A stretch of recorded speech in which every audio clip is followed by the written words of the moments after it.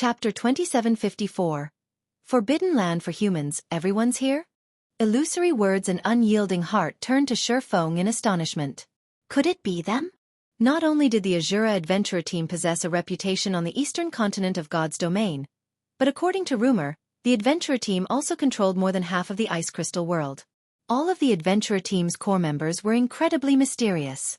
From time to time, unheard-of powerful geniuses would also appear in the adventurer team. It was also bruited about that the Azura adventurer team had an incredibly powerful commander. This commander was elusive and mysterious.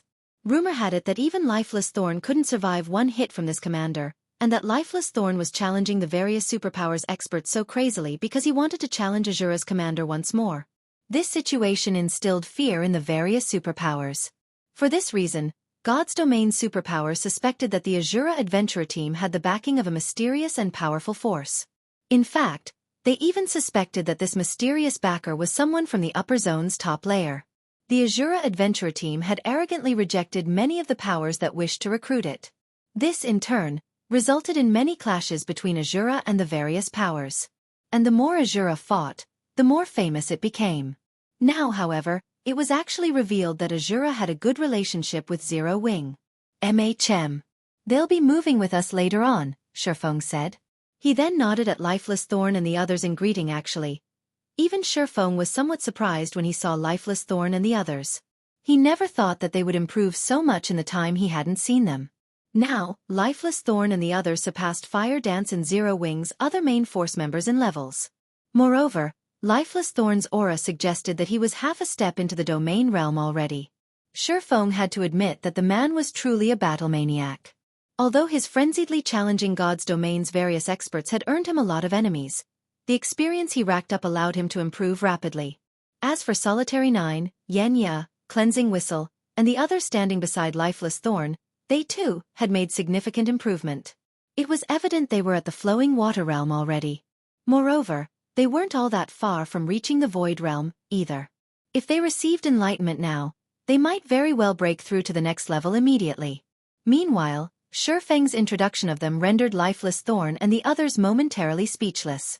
They nodded at illusory words and unyielding heart in acknowledgement, none of them showing any intention of speaking to the two strangers.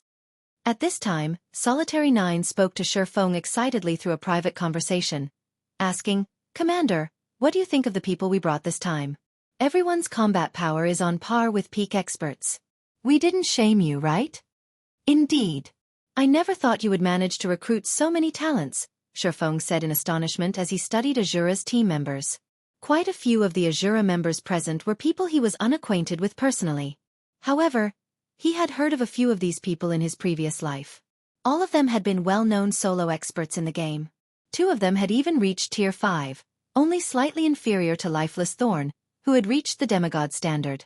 Xueqi truly had not imagined that Lifeless Thorn and the others would be able to recruit all these people into the Azura adventurer team. Following this, Solitary 9 told Xueqi about recent events, mentioning that they had accidentally strayed into a magical place where time flowed at a completely different rate, and the players residing there were incredibly strong. In that magical place, refinement realm experts were considered third-rate. They were no big deal whatsoever. The players there were also very high-leveled, with some having even reached level 130 already. When Solitary 9 and the others visited that place, they had been utterly dumbfounded. During their stay in that magical place, they had frequently fought with the experts there. This allowed them to gain a lot of inspiration and improvement. Unfortunately, the system abruptly brought them back to the main continent for some reason. When they returned, their levels surpassed that of the superpower's peak experts by a large margin. Solitary 9's tale surprised Xueqi. He never thought that God's domain would actually have such a magical area. However, when he remembered that Gentle Snow and Aqua Rose had fought in a different world for 80 years, he concluded that the situation Lifeless Thorn and the others had found themselves in was nothing to fuss about. Meanwhile, Crimson Emperors and Unyielding Souls members also finished their preparations to set off.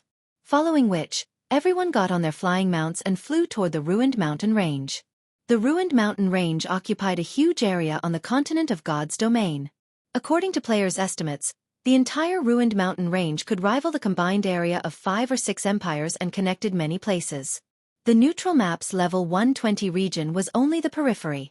If players wished to survive in the map's inner region, they would have to reach level 150 at the very least. As for the ruined mountain range's core area, only level 180 plus, Tier 5 experts could enter there. Even level 200, Tier 4 experts wouldn't survive. After flying for 7 hours straight, Xueqi and the others finally saw a stretch of majestic mountains on the horizon. Just the mountains in the ruined mountain range's periphery already reached heights of more than 30,000 meters.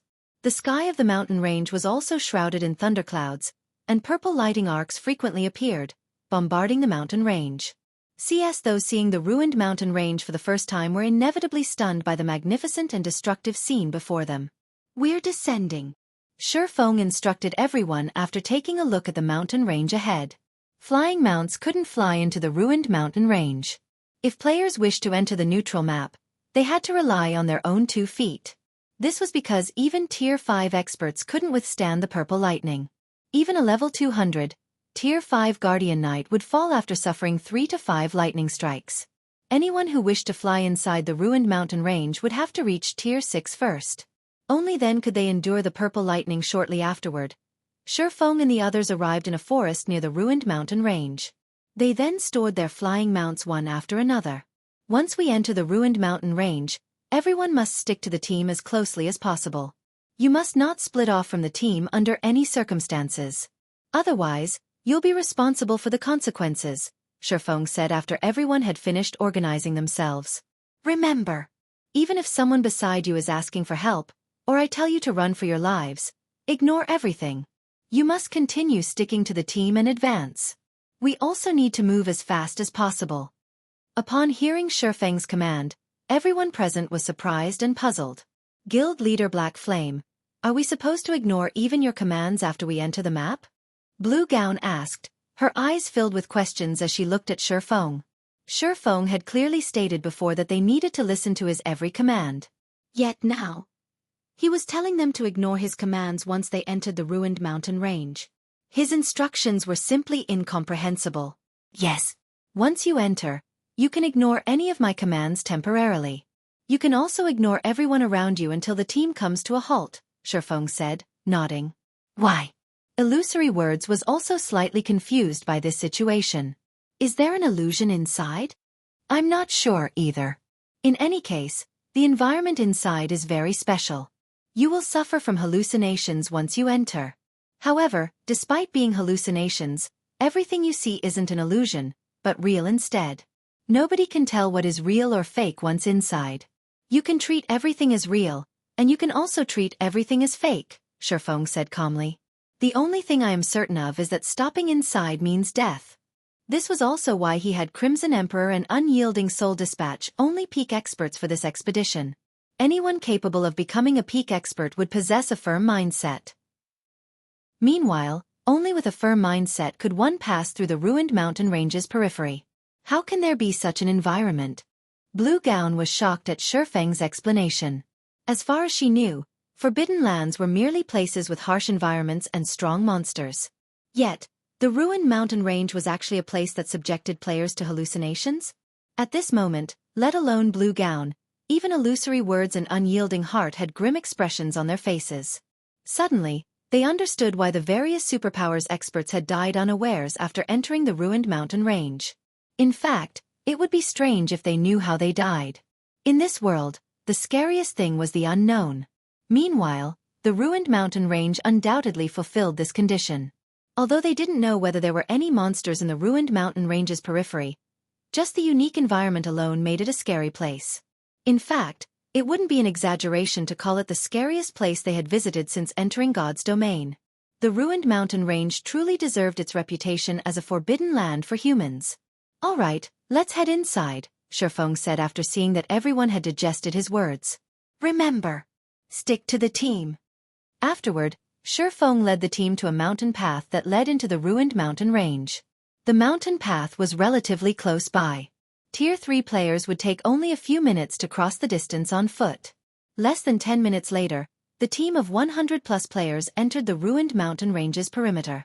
The moment everyone set foot into the neutral map, their mood grew solemn. They also followed Xueqi's command and stuck close to each other. The team advanced at a slow pace. Even the Tier 3 magical class players of the team managed to keep up easily. The ruined mountain ranges environment was surprisingly better than everyone imagined. The map did not constantly sap their stamina or concentration. In fact, very little foreign energy invaded their bodies here. Around half an hour later, the team still had not come across a single monster. The whole mountain range was surprisingly safe and peaceful. Unlike what they imagined, the map wasn't infested with monsters that could easily trample over Tier 3 players. It seems the ruined mountain range isn't a big deal after all, Bluegown said as she observed her surroundings. Under the circumstances, her initial expectation had disappeared completely. At Bluegown's words, everyone in the team also started to feel that Xueqi had blown things out of proportion. He had only made them needlessly anxious. Blue, I'll have to rely on you once monsters start appearing later on, a level 119 female summoner said to Bluegown. Sure, no problem. I'll make sure no monster gets near you, Bluegown said confidently. The female summoner felt relieved at Bluegown's assurance. CI. The next moment, the sound of something splashing suddenly entered everyone's ears. The smell of blood also quickly spread into the surroundings. Meanwhile, everyone in the team stared at the female summoner and Bluegown in shock. Why? The female summoner stared at Bluegown in consternation. Before anyone realized it, Bluegown had stabbed the female summoner with her longsword, causing the latter to lose HP continuously. Bluegown stared at the female summoner in confusion. A bright smile appearing on her face, she asked in a dissatisfied tone, why? After saying so, Bluegown slashed the female summoner's throat, killing her. Read latest chapters at Xueqi World. What's going on? Immediately, the people standing behind Bluegown stared at her in shock and confusion. They couldn't understand why Bluegown would suddenly attack a fellow teammate. Moreover, the smile on her face was unspeakably strange. The gaze she used to look at them also seemed as if she wasn't looking at humans. What's the matter with you guys? Bluegown asked in confusion when she saw everyone looking at her warily. Why are you looking at me like that? However, despite her words, Bluegown had an indescribably calm expression on her face. As if she had just stepped on an ant by the roadside, she was completely oblivious to the fact that she had just killed one of her teammates. Chapter 2755. Monster? Did Blue get possessed by a monster? What should we do now? Anyway, let's step back and keep our distance. Everyone slowly backed away from Bluegown while staring at her in confusion. After all, Bluegown possessed extraordinary strength as well as a hidden class for Guardian Knights. If they allowed her to get close to them, they would meet a similar fate to that female summoner. Meanwhile, upon noticing the players behind her stepping away, Bluegown slowed her pace and looked at her teammates in confusion. What's the matter with you guys? While Bluegown asked this question, the long sword in her hand bloomed with a dazzling light. The surrounding space even began to twist from the weapon's power. Not good. Be careful. She's using a Tier 3 legacy skill. We'll definitely die if we get hit. A Tier 3 expert familiar with Bluegown warned Unyielding Souls experts. Afterward, this person dashed straight into the nearby forest. The next moment, several other peak experts from Crimson Emperor also hid in the nearby forest one after another. Upon seeing this, Unyielding Souls experts couldn't help hesitating over whether to fight or hide. On the other hand, Bluegown was confused when she saw Crimson Emperor's members fleeing, turning toward the female summoner who should have long since been dead. Bluegown asked, What do you think is wrong with them? Why did they look at me like that just now? I don't know either, the female summoner named Clear T answered, shaking her head. With a confused expression on her face, she said, Why don't we follow them and take a look? It'll be bad if they move too far away from the team. I guess you're right. Bluegown nodded in agreement. Meanwhile, when Illusory Words, who stood some distance ahead of Bluegown, noticed Bluegown splitting away from the team, she promptly slowed her pace. Blue, what are you doing? Illusory Words shouted at Bluegown in dissatisfaction. Also, who have you been talking to all this time? Me. Turning toward Illusory Words, Bluegown answered. Haven't I been talking to Clear T all this time? Clear T. Looking at Bluegown strangely, Illusory Words said, Isn't T at the front of the team? The front. Bluegown immediately turned to look at Clear T. However, before she realized it, The female summoner whom she had been chatting with merrily just a moment ago was nowhere to be seen. Where did she go? Wait, why have so many of our members gone missing? Illusory Words asked in confusion. I don't know what got into them, but they suddenly retreated into the forest over there, Bluegown said, shaking her head. She, too, was confused at this situation. No, we were fooled. Illusory Words' complexion darkened when she saw that the entire rear section of the team had disappeared. Black Flame never planned to bring us into the ruined mountain range. He must have been planning to use the ruined mountain range's power to annihilate our peak experts. Bluegown was momentarily stunned. Now that we've suffered such severe losses already, if we continue following him, he'll definitely lead us to our deaths. Our only choice is to kill him now. Illusory Words said in a whisper to Bluegown while looking at the front at Xueqi, who was leading the team. I'll assist you. With your strength, even if you can't kill him in one hit, you should still be able to injure him heavily. At that time, I'll land the finishing blow on him. This despicable Black Flame.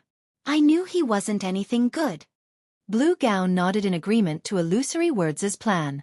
Bluegown made her way toward Xueqi at a quick pace. When less than 100 yards separated them, Bluegown suddenly disappeared, then reappeared behind Xueqi, a dazzling brilliance bursting out from the long sword she wielded. She swung her sword at the defenseless Xueqi. The next moment, countless spatial cracks appeared before Bluegown and extended up to 100 yards away. Bluegown, what are you doing? Unyielding Heart was startled when he saw Bluegown suddenly attacking Xueqi. However, Bluegown paid no attention to Unyielding Heart at all, launching another ruthless attack immediately after her first one. However, after executing her second attack, Bluegown was dumbfounded. Where did he go? Looking ahead, Bluegown failed to see anyone standing on the road before her, and she froze in stupefaction. By the time Bluegown reacted to the situation, Xueqi was already standing beside her and looking at her quietly.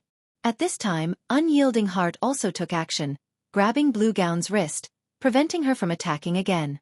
Bluegown, what are you doing? Why are you attacking Guild Leader Black Flame? Have you lost your mind? Unyielding Heart questioned. Don't stop me. He's trying to kill us. Bluegown said as she glared at Xueqi. He's trying to annihilate our peak experts using the ruined mountain range. If you don't believe me, look behind. Everyone at the back has disappeared already. Disappeared.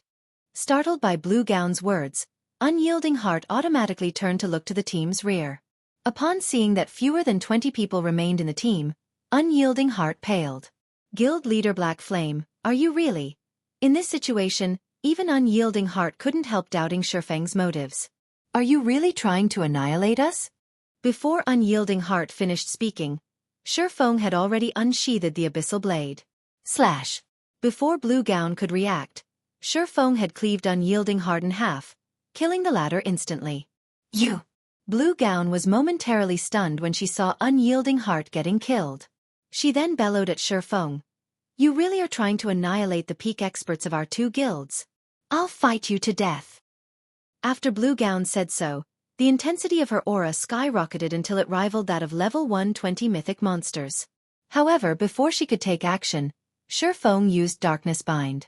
Several dozen chains promptly appeared and restricted Bluegown's movements. Despite her strength rivaling Tier 4 mythic monsters, all she could do was glare at Xueqi. She couldn't move her body in the slightest. Looking at Bluegown, Xueqi said evenly, You need to calm down. Calm down? You want me to calm down? Bluegown's eyes burned with a fiery rage. You killed Vice Guild Leader Heart, yet you want me to calm down? Take a clear look at the situation. Xueqi shouted while releasing his killing intent and directing it at Bluegown. The intense killing intent instantly shocked Bluegown out of her anger. And as if having realized something, she then gawked at her surroundings. What the hell is going on with me? Before Bluegown realized it, more people had appeared around her. Unyielding Heart stood among these new additions and was currently staring at her with a confused look on his face. Blue, what's gotten into you? Why are you trying to kill Guild Leader Black Flame so desperately? Illusory Words asked, similarly surprised by Bluegown's actions. Everyone had been advancing carefully before. Yet, for some reason, Bluegown had suddenly charged up to Xueqi and attacked him. Fortunately, Xueqi had reacted quickly and dodged her attack in time. An illusion? I got caught in an illusion? Blue Gown was stunned by this situation. Everything she experienced before felt too real. So real that she didn't even notice that something was amiss. What's going on here? Unyielding Heart asked in surprise. Does this mean you'll get trapped in an illusion even if you're just walking? However, before Unyielding Heart and the others could figure out what was going on, Xueqi suddenly stabbed the abyssal blade into Blue Gown. What are you doing, Guild Leader Black Flame? Illusory Words asked, startled. Xueqi was a Tier 4 Sword Emperor. Any random attack of his could reap millions of HP from mythic monsters. Killing Blue Gown, who had less than 3 million HP, would take no more than a hit. However, what occurred next made everyone's jaws drop. This was because Xueqi's attack failed to kill Blue Gown. A damage value exceeding 4 million had appeared above Blue Gown's head, yet the Guardian Knight's HP bar had fallen by only a small chunk, losing barely 3% of her HP. How is this possible? Unyielding Heart couldn't help doubting his eyes. For Blue Gown to lose only around 3% of her HP despite suffering over 4 million damage. Her maximum HP had to exceed 200 million. A player having 200 million HP? Did a monster replace Blue? Illusory Words was also stunned by this situation. This was Illusory Words' first time seeing a monster transforming into a player. Moreover, the Blue Gown before her looked identical to the real one. However, before anyone could snap out of their surprise, Xueqi suddenly appeared beside Illusory Words and slashed at her with the abyssal blade. -6,434,654. Damage exceeding 6 million appeared above Illusory Words' head. However, similar to Blue Gown, Illusory Words lost less than 3% of her HP from the attack. Illusory Words looked at Xueqi strangely, failing to understand why Xueqi had attacked her all of a sudden. Meanwhile, Unyielding Heart, who saw all of this, was at a loss. He simply couldn't figure out what was happening right now. Guild Leader Black Flame, what exactly are you doing? After suffering an attack, Illusory Words hurriedly stepped back and used a healing spell on herself, instantly replenishing her HP back to full. Read latest chapters at Wuxia World. Ew, what am I doing? Chuckling, Xueqi said. Of course, I'm getting rid of you monsters. Monsters? What kind of joke are you making? How am I a monster? I'm a bona fide player. Illusory Words protested, her eyes wide with confusion as she looked at Xueqi. She then explained hurriedly, there must be a problem here. When everyone on the team saw that Illusory Words did not retaliate, combined with the sincerity in her voice, they had to nod their heads in agreement, feeling that there was definitely a problem here. If Illusory Words really were a monster, she should have retaliated after Xueqi attacked her. She wouldn't be trying to explain herself. In the meantime, Blue Gown looked at herself in shock. She couldn't believe that she had transformed into a monster. Am I actually the transformation of a monster? Chapter 2756. True Forbidden Land. Blue Gown and Illusory Words' bizarre performance and words stunned everyone. Were Blue Gown and Illusory Words monsters or not? Previously, when they came across monsters, all they needed to do was attack the said monsters. If they couldn't defeat the monsters, they could just run. Now, however, they couldn't even tell whether the monsters they faced were actual monsters. What were they supposed to do in this situation? Immediately, a deathly silence fell over the entire team as everyone turned to look at their teammates, afraid that the one standing beside them was actually a monster in disguise. Illusory Words and Blue Gown also warily eyed each other. This weird scene was definitely a first for everyone. However, after this strange atmosphere lasted for several seconds, the sunny sky suddenly darkened. Lightning and thunder filled the surroundings. Before Blue Gown realized it, the people around her had disappeared. Simultaneously, a 6-meter-tall monster with a huge mouth and ethereal body had appeared beside her. And it had devoured half of her soul already. Despite having noticed this monster, she could only stare at it quietly like an immobile puppet. She couldn't move her body even if she wanted to. However, the next moment, a magic blade pierced the heart of this monster. The monster let loose an ear-piercing scream that made Blue Gown feel as if her head would burst. What's going on? Blue Gown, whose body currently resembled an ethereal soul, was all at sea. Right now, she truly could not distinguish what was real from what was fake. It was as if she had woken up from a dream, only to end up in another dream. Before she could react to the situation, the injured monster pounced on her once more, intending to devour the delicacy before it. Meanwhile, Blue Gown, who had returned to her physical body, was utterly powerless against the monster. Just being close to it petrified her and gave her a pounding headache.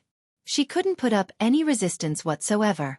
Soul Devourer, Soul Monster, Great Lord. Level 124 HP 440 million. However, before the Soul Devourer could reach Blue Gown, several magic swords shot through it in rapid succession. Minus 71,514,654. Minus 35,164,412. Several dozen terrifying damage values flashed above the Soul Devourer one after another, the Great Lord's HP zeroing out straight away. The monster then dispersed into particles of light, leaving behind a dozen or so crystal fragments in its place.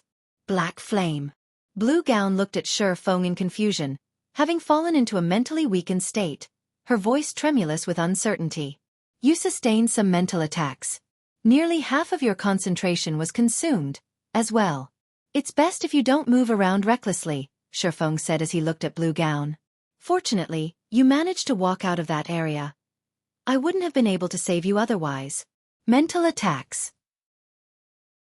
Blue Gown was taken aback. How is this possible? This was her first time hearing this term. Moreover, everything she had experienced before felt real. Such a situation was simply unheard of. She had experienced earth-shattering battles in God's domain before, but never such a terrifying illusion. She found it hard to imagine that a monster was actually capable of executing such an attack. Nothing is impossible in God's domain, especially in this forbidden land for humans, Xueqi said as he met Blue Gown's incredulous gaze. Shaking his head, he said, monsters in God's domain aren't limited to physical and magical attacks. They have many unknown ways to attack and lay traps. Even if a player possesses combat power far surpassing a monster's, the player will still get killed if they aren't careful. Take these monsters that are capable of employing mental attacks, for example. Even if you have superior basic attributes, so long as you get caught in their mental attack, if you don't have incredibly strong willpower and the concentration to break through their mental bindings, you will still get killed. This was also why it was important for players to improve not only their basic attributes but also their concentration. During the early stages of God's domain, players would rarely encounter mental attacks. Those that did wouldn't notice it due to their ignorance of mental attacks. However, past level 120 and after the first major update took place, mental attacks would appear much more frequently. Meanwhile, if players did not possess sufficiently strong willpower, they would still be helpless against mental attacks even if they had incredibly powerful basic attributes. Take Blue Gown, for example. She had been trapped inside the Soul Devourer's mental space and couldn't escape at all. Fortunately, she did not die inside the mental space. Otherwise, even if he managed to save her from the Soul Devourer, all he would have saved would be an empty husk. In God's domain, dying inside a mental space was no different from dying in the outside world. To put it simply, one would suffer a soul death. This was also why most players in his previous life dared not offend Tier 5 NPCs, as some of them wielded mental attacks. Meanwhile, suffering a soul death was much worse than a physical death. Worst-case scenario, one would lose one's account and have to start all over again. After Xueqi finished speaking, he resumed controlling his magic swords to rescue the others. This is a true forbidden land? As Blue Gown looked at the death and destruction in her surroundings, she finally realized that the ruined mountain range was much scarier than she thought. Compared to the battle she had experienced before, the one just now was on an entirely different level. Moreover, she had never thought that there would be such forms of combat in a virtual reality game. Chapter 2757. 15 seconds. Everyone gasped at Tedelia's appearance. A Realm Lord was in existence close to rivaling world bosses. Not to mention, Tedelia was a Realm Lord of the ruined mountain range. Its strength was most likely on par with that of world bosses in the outside world. This is the terror of a forbidden land for humans? Mu Lingsha smiled wryly at the sight of the Soul Singer. She finally understood why none of the various superpowers expert teams managed to make it out of the ruined mountain range alive. It would be strange if they did. At this time, not only was half of their team dead, but they also had to fight a large number of Soul Devourers. Although the Soul Devourers weren't particularly strong, Most of the surviving members of their team couldn't fully exhibit their combat power, either. The Soul Devourers dealt astonishingly powerful mental damage. Even after players broke free from the Soul Devourers' mental shackles, the mental damage still existed, affecting their brains. The consequent headaches prevented the players from executing delicate actions, which in turn lowered their combat standards by 2 ranks on average. Now, Void Realm experts could exhibit combat standards only at the Refinement Realm, while Domain Realm experts' combat standards were at the Void Realm. On the other hand, the Soul Devourers all had combat standards at the Trial Tower's 6th floor. They could undoubtedly be considered first-rate experts, not much inferior to ordinary Tier 3 experts in combat standards. With the addition of a Realm Lord, there was no way their team could get out of this situation alive. Among those still standing, only Lifeless Thorn, Solitary 9, Yenya, and Cleansing Whistle remained relatively calm, continuing to systematically slay the Soul Devourers, troubling the players around them. 9, Thorn and Yenya, help me hold the boss for 15 seconds. Shifeng said after saving another person from the Soul Devourers. Upon hearing Shifeng's command, Illusory Words and Unyielding Heart couldn't help doubting their ears. They're still going to fight in this situation? Their opponents consisted of several hundred Soul Devourers and 1 Realm Lord. The only thing they could and should do now was run away. The battle recovery of a monster of Tedelia's rank allowed it to regenerate 2% of its HP every 5 seconds. In other words, the Realm Lord could recover 410 million HP per 5 seconds. That was basically killing a Great Lord of the same level every 5 seconds. If they couldn't accomplish that, they wouldn't even be able to get Tedelia's HP below 98%. Meanwhile, their team currently had fewer than 30 people alive, nearly half of them in a mentally weakened state and incapable of combat. With Tedelia's defense as a superior mythic thrown in, their team's attacks would, at best, give the Realm Lord an itch. 15 seconds. After briefly calculating their chances, Solitary 9 nodded and said, "No problem. However, 15 seconds really is the most I can do." Tedelia's mental influence was too powerful. Even Solitary 9 felt a little overwhelmed. "No problem. If you can't handle it, I'll take over," Lifeless Thorn said, excitement flashing in his eyes as he looked at the approaching Soul Singer. Previously, killing monsters for EXP had been a chore for him. After all, none of the monsters he fought allowed him to improve. He was killing them solely for the sake of leveling up. However, after setting foot in the ruined mountain range, he finally felt that he was truly fighting a battle. Previously, he would get the exhilarating feeling of having one move decide his life or death only when fighting peak experts. Now, however, the Soul Devourers were giving him the same feeling. It was simply wonderful. As for Tedelia, the Realm Lord was an existence that could even terrify him. This was the kind of opponent he had been hankering for. "All right, let's hurry up and head over. If we wait until the boss arrives, the others might get dragged into the fight," Yenya said, her head aching slightly when she saw Lifeless Thorn's excited expression. Solitary 9 and Lifeless Thorn activated the power of darkness, boosting their basic attributes by a large margin. Now, both of them were comparable with Tier 4 existences. The next moment, the 2 melee players turned into streaks of light as they charged at Tedelia. Meanwhile, Yenya, a druid, chanted an incantation and flew toward the Realm Lord. Simultaneously, she cast a layer of life protection on both Solitary 9 and Lifeless Thorn, the spell capable of absorbing some of the damage they took and converting it into HP roar. Tedelia bellowed in anger when it saw 2 ants charging at it, its roar echoing throughout the ruined mountain range's outermost area. As its roar spread, an invisible mental attack struck everyone. Aside from Shifeng, everyone present groaned in pain. "Gah! You really are powerful." After suffering Tedelia's mental attack, which was much stronger than its ever-present mental influence, Lifeless Thorn turned deathly pale. However, when he looked at the 30-meter-tall Realm Lord, not only did he not grow fearful of the boss, but the fighting spirit in his eyes even burned brighter. He raised his spear and transformed into a lightning bolt shooting at Tedelia. Tier 3 Legacy Skill. Lightning Flash. With the power of darkness's buff, this attack pierced through space itself. As if he had teleported, Lifeless Thorn instantly appeared before the Soul Singer. So fast. This scene surprised Unyielding Heart. There had been a 200-yard gap between Tedelia and Lifeless Thorn, yet the latter had crossed this distance instantly. Unyielding Heart wasn't sure he could react to such a speed even if he activated his berserk skill. Boom! A deafening boom echoed throughout the mountains. The next moment, a black shadow fell from the sky and struck the ground heavily, the impact of the collision creating a crater over 24 meters in diameter. Inside the crater, lifeless Thorn stood, propping himself up with his spear. His hands on the spear trembled, and blood leaked out from a corner of his mouth. It was evident he had sustained a major blow. His HP had fallen by more than 460,000. What happened?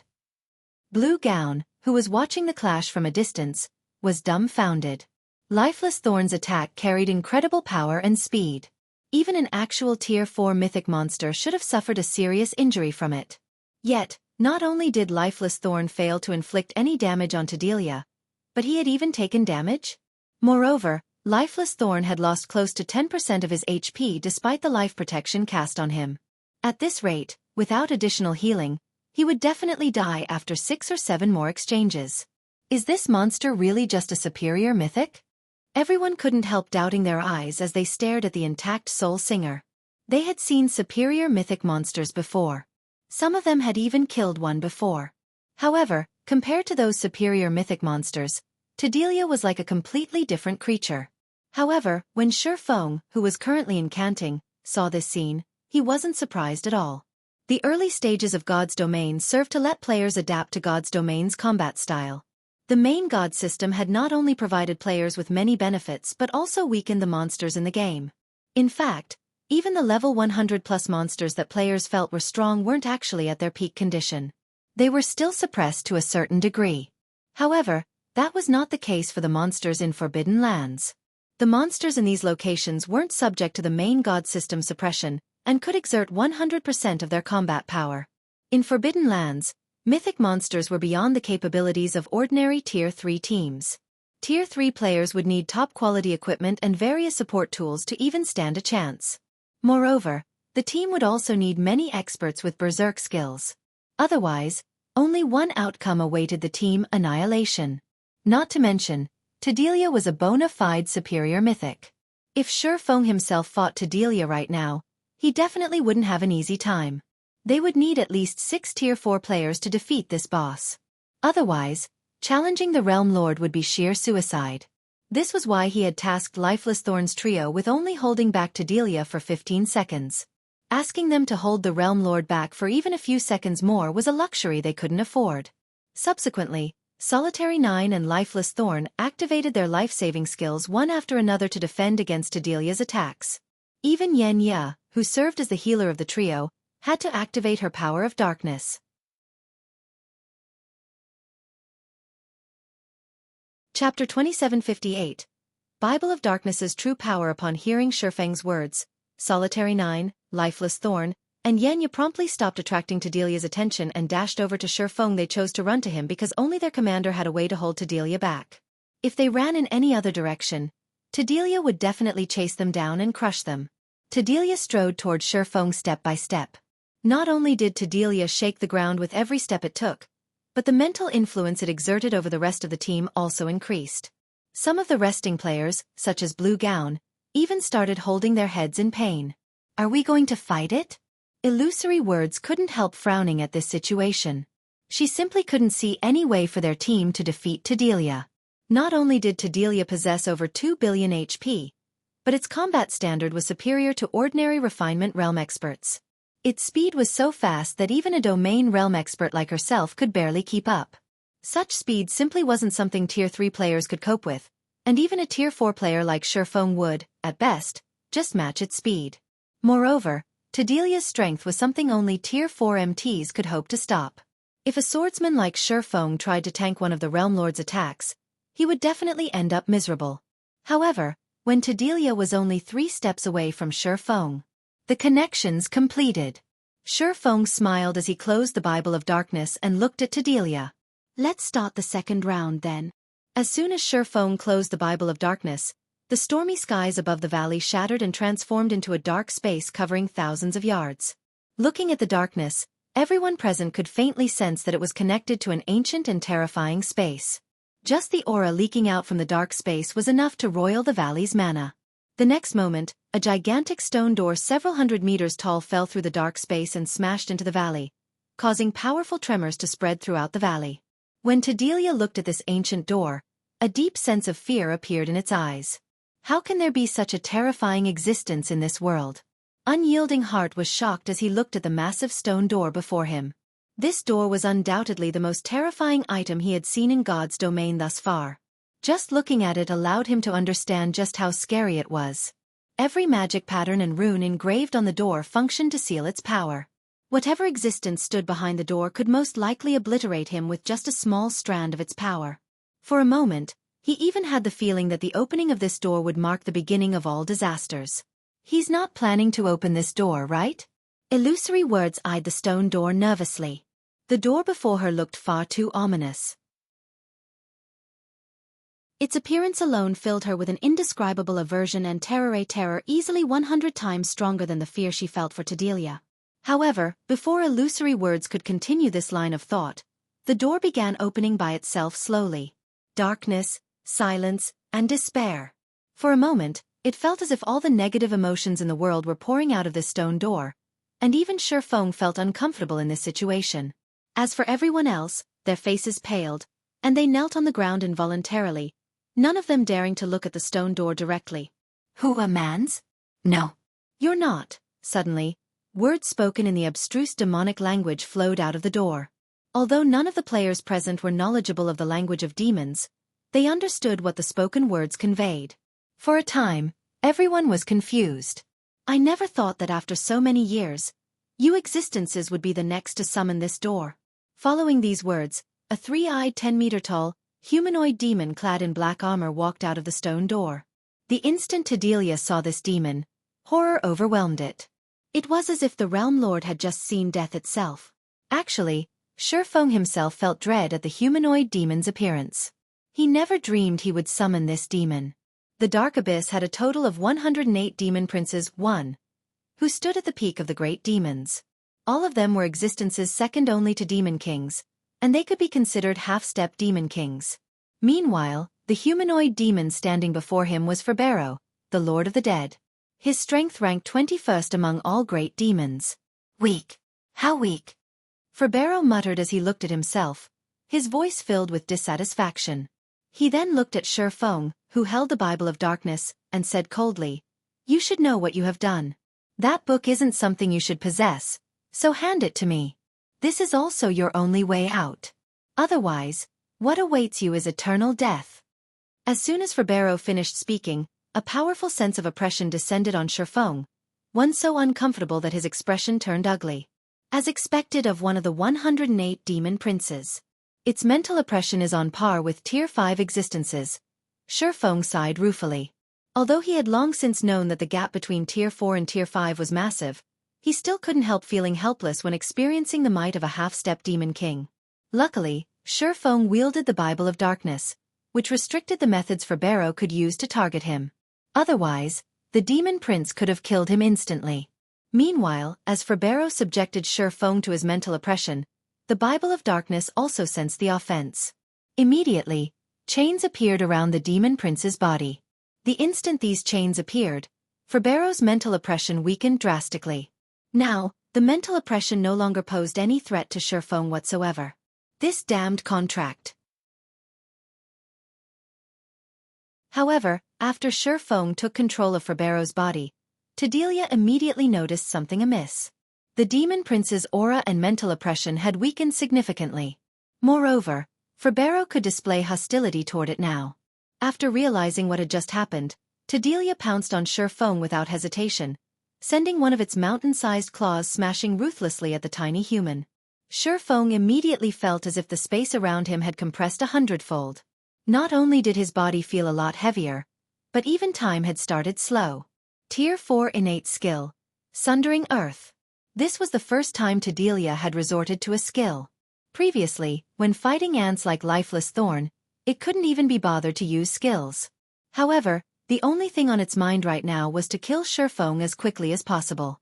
Under intense pressure from the space around him, Xueqi looked up at Tedelia and smiled. "You're too late." Even before Xueqi finished speaking, Ferbero, who stood in front of Xueqi, waved his hand abruptly, and a pitch-black spear of flames condensed in his hand. He then swung the spear at Tedelia's approaching claw. Although Ferbero's spear was made of flames, it did not feel scorching at all. On the contrary, it gave off an extreme chill that froze the surrounding space. Time itself seemed to freeze momentarily. Boom! Space shattered and turned into nothingness. The impact of the collision between the two attacks caused the ground to sink. With the exception of Xueqi, the resulting shockwave also sent everyone flying over 500 yards away and inflicted damage on them ranging between tens of thousands to hundreds of thousands. Read latest chapters at Xueqi World. EU. As for Tedelia, its massive body shot backward over 100 yards, leveling the terrain in its path. The next moment, Illusory Words, Unyielding Heart, and the others, who got blown away, gaped in shock as they looked at Tedelia.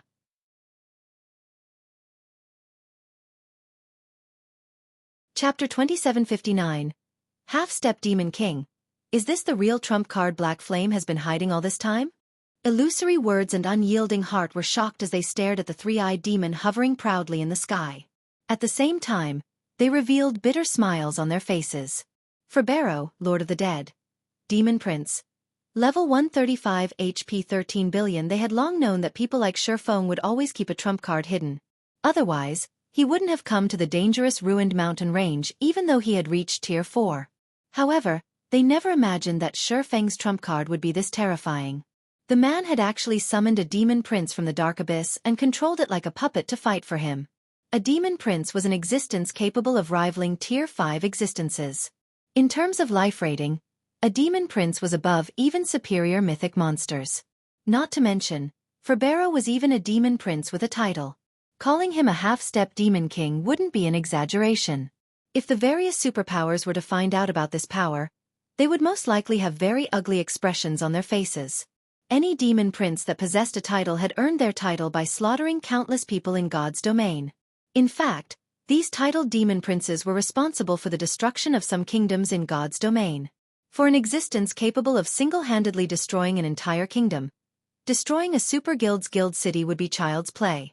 In reality, Xueqi himself had also entertained the same fantasies as Illusory Words and Unyielding Heart. However, these thoughts remained merely thoughts. After his promotion to Tier 4, both his concentration and mana perception had gained a qualitative improvement. Thanks to these improvements, he discovered a small trace of dark energy lingering around his soul. The Bible of Darkness possessed incredible power. In fact, some legendary items would even seem weak compared to it. This situation was inconsistent with God's domain's rules. In God's domain, one had to pay a price corresponding to the power gained. This was the balance of God's domain. However, the Bible of Darkness didn't seem balanced to him. The power it offered its wielder was far greater than the cost of using it. Now, the Bible of Darkness's detriments were thoroughly revealed. His soul had become tainted with dark energy. Although the dark energy lingering around his soul was incredibly weak, its purity was exceptionally high, equal to the energy found in 7 luminaries crystals. Ordinary power couldn't expel it. And the more he used the Bible of Darkness's power, the stronger and purer this dark energy became. Particularly, when he summoned Ferbero, the rate at which this dark energy grew had skyrocketed. Hence, unless absolutely necessary, he didn't dare casually use the Bible of Darkness's power for now. Meanwhile, as everyone was stunned by Ferbero's power, Tedelia, who had been knocked backward, let loose a deafening roar like an enraged beast. Tedelia's originally translucent body turned blood red and enlarged significantly. Now, the Realm Lord easily reached a height of 50 meters. Simultaneously, a ripple of power spread from its body, reaching 500 yards away and causing the ground to sink. What a strong gravity domain! Xueqi frowned when Tedelia's gravity domain reached him. Despite his mana domain and Tier 4 physique, moving inside Tedelia's gravity domain was actually difficult. Now, he couldn't even exhibit half of his normal speed, let alone his strength. If Tier 3 players stood within this gravity domain right now, they would most likely be crushed to death. Fortunately, Ferbero, whom Xueqi controlled, wasn't particularly affected by this gravity domain. His speed and strength had been reduced by only 20% or so. He still held an advantage over Tedelia. So, this is the Demon Prince's power? Xueqi was astonished by this situation. Despite both him and Ferbero being Tier 4 existences, there was a tremendous gap between them. He only had basic control over Ferbero's body. Utilizing Ferbero's mana and frightening concentration was beyond him. While these two aspects might not seem very important, they were crucial for Tier 4 existences to maximize the use of their basic attributes. At this time, Xueqi couldn't exhibit even 10% of Ferbero's true combat power. Despite that, Ferbero could still overwhelm Tadelia. All Xueqi needed to do now was control Ferbero and have the Demon Prince pin down the Soul Singer. If everyone else helped out in attacking Tadelia, slaying the superior mythic wouldn't be impossible. However, Tadelia had no intention of letting Xueqi realize his plans. Chanting an incantation, the Realm Lord repeatedly shattered the ground around itself and gathered the scattered rubble. In just 3 seconds, a meteorite with a 400-yard radius had formed in midair. A Tier 4 curse? Xueqi's complexion darkened when he saw the meteorite. A Tier 4 curse cast by a superior mythic would possess power at the Tier 5 standard. A single strike from such an attack was more than enough to demolish a city's defensive magic array. As a Tier 4 player, if he got struck by this attack, he would die without question. At this time, let alone Xueqi, even Illusory Words, Unyielding Heart, and the other players standing over 500 yards away were stunned by Tadelia's attack. Helpless smiles appeared on their faces. Once this Tier 4 curse landed, none of them would survive. They couldn't even interrupt the spell. Damn it! Why can't I use his mana? Xueqi felt a huge headache in this situation. If Ferbero were to rely on only his physical body, the Demon Prince definitely wouldn't be able to shrug off a Tier 4 curse. Moreover, even if Ferbero could endure the attack, both Xueqi and the rest of his team couldn't. Escaping was also impossible at this point. After all, the activation of a Tier 4 curse would place a seal on the space of the affected region. Aside from shattering the Tier 4 curse directly, the only other way to survive a Tier 4 curse would be to endure it. However, neither of these two options were viable for Xueqi. If he couldn't control Ferbero's mana, he wouldn't be able to use any of the Demon Prince's skills or spells. He could only have the Demon Prince fight hand-to-hand. While Xueqi was thinking about how to resolve this Tier 4 curse, Tadelia completed the incantation for the Tier 4 curse meteorite collapse. Boom! The next moment, the enormous meteorite that had taken shape fell from the sky like a real meteor. Damn it! Seeing the descending meteorite, Xueqi gritted his teeth and began calling the dark energy hidden in the depths of his soul. It's all or nothing now. As a tool capable of controlling all demons, the Bible of Darkness shouldn't be limited to turning demons into simple meat puppets. Xueqi believed it could exert further control over them. Meanwhile, a demon's power wasn't limited to just mana. They also had access to the terrifying power of darkness. In other words, the power of darkness was the source of strength for demons. Yet, when Xueqi used the Bible of Darkness, he could perform only simple manipulation of demons. This obviously didn't seem right. The instant Xueqi manipulated the strand of dark energy within his soul, it actually formed a connection with Ferbero's source of power. This is... Xueqi was stupefied. At this moment, he felt that he was Ferbero. He now could see what Ferbero saw and feel what Ferbero felt. Read latest chapters at Xueqi World. EU. Is this what it feels like to be in existence approaching Tier 5 Demon Kings? Not only did Xueqi not feel the slightest bit anxious or fearful of the descending meteorite, but it even looked like a toy to him. Be it the surrounding mana, terrain, or sky. He could now perceive everything with extreme clarity. Even the operating principles of the profound magic elements looked far less complex in his opinion. Meanwhile, just when everyone else on the team shook their heads and gave up, Ferbero suddenly raised a hand under Xueqi's control and directed it at the massive meteorite. The next moment, a gigantic hand made of mana appeared out of thin air and grabbed the meteorite, then lightly squeezed. Boom! A deafening explosion occurred in midair, and the meteorite, which was over 400 meters in radius, instantly shattered into dust. Space around the hand also transformed into a black void.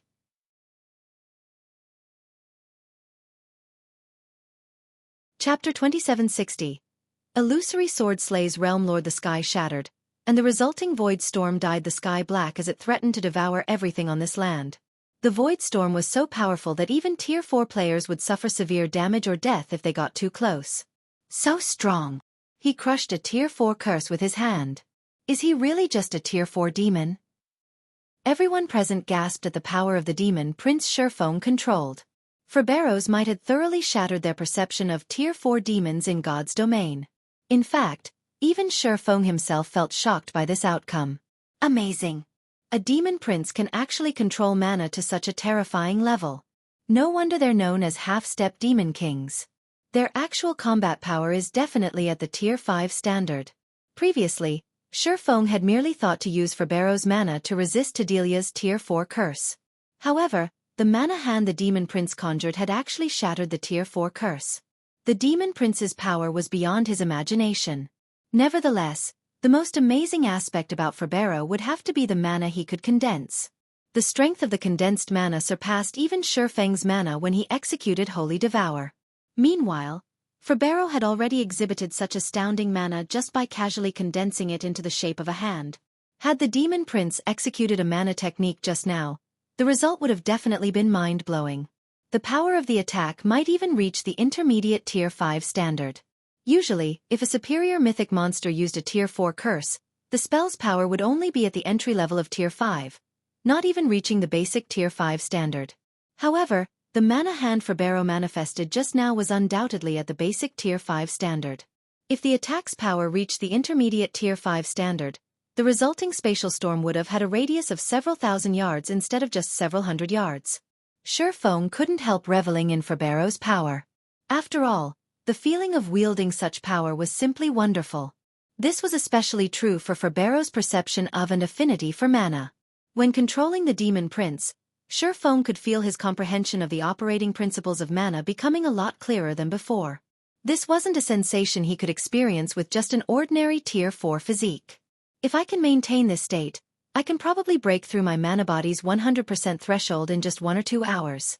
My control of mana might even improve, and getting promoted to a Grandmaster Magician would be far less of a struggle. The gap in physique and life rating wasn't something that basic attributes could compensate for. If the effects of basic attributes on one's combat power were calculated by addition and subtraction, then the effects of physique and life rating would be calculated by multiplication and division. This was also why the dragon race stood at the apex of all races. Even with the same basic attributes, a dragon would be many times stronger than a human. For the same reason, dragons, fallen angels, and such creatures were invincible among those of the same tier, with some even capable of transcending tiers. Based on the power Ferbero displayed, the demon prince's life rating was probably close to rivaling dragons.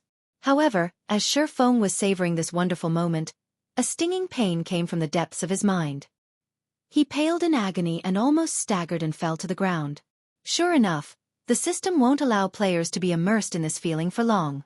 Xueqi smiled bitterly when he sensed the state of his concentration and the taint on his soul. He had manipulated Ferbero's mana for less than 3 seconds, yet not only did he expend 10% of his concentration, but the dark energy in his soul had also grown significantly stronger. The corrosive effect of manipulating Ferbero's mana was 1/3 of summoning the demon prince himself. Meanwhile, Tedelia, who had initially cowered after seeing its Tier 4 curse shattered, narrowed its 6 eyes when it noticed the intensity of Xueqi's aura plummeting. It could tell that Xueqi was no longer in his best condition. Immediately, Tedelia's 3 heads began chanting another Tier 4 curse, intending to kill Xueqi while he was weakened.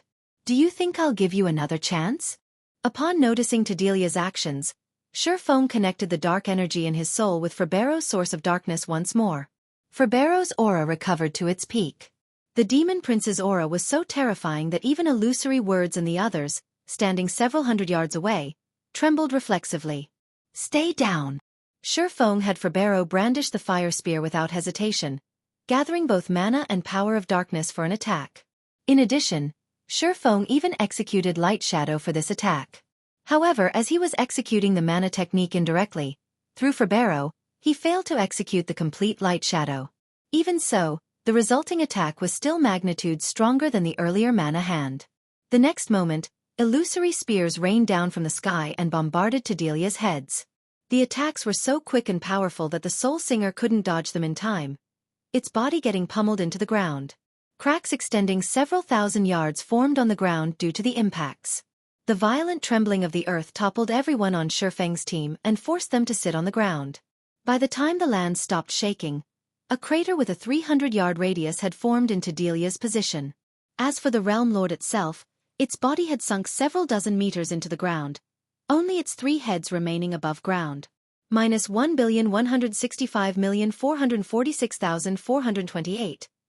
A damage value exceeding 1 billion emerged slowly above Tedelia's head as its HP bar fell by a significant chunk. Even its life aura had weakened slightly. Crap. The commander is insane. He actually managed to summon such a demon. Solitary 9 was secretly astonished when he saw the damage and destruction Ferbero caused. At this rate, the fight could end in just another dozen hits or so. The boss monster that previously filled their minds with only thoughts of escape had been beaten down like a dog. The heavy injuries Tedelia suffered had also caused it to lose 30% of its basic attributes. There was simply no comparison between Tedelia and Ferbero. Alright, stop daydreaming. All of you activate your berserk skills and fight the boss together with the Demon Prince. We must get rid of the boss now. Otherwise, none of us will get out alive. Xueqi ordered weakly through the team chat as he sat down on the ground. He had used his full power to launch that previous blow. He had even executed a partial light shadow. As a result, he had expended 30% of his concentration and further enhanced the dark energy in his soul. Now, he was in an incomparably weakened state, and just controlling Ferbero required all his focus. If they allowed Tedelia to recover and use another Tier 4 curse, they would team wipe. Hence, they needed to finish Tedelia while the Realm Lord was still weakened. They definitely could not afford to give it a chance to catch a breather. Upon hearing Xueqi's weak voice, Unyielding Heart immediately understood their situation. Hurriedly, he shouted through the team chat, "Everyone from Unyielding Soul, follow me. Everyone from Crimson Emperor, attack together. Activate your berserk skills." Illusory Words also commanded her subordinates to take action.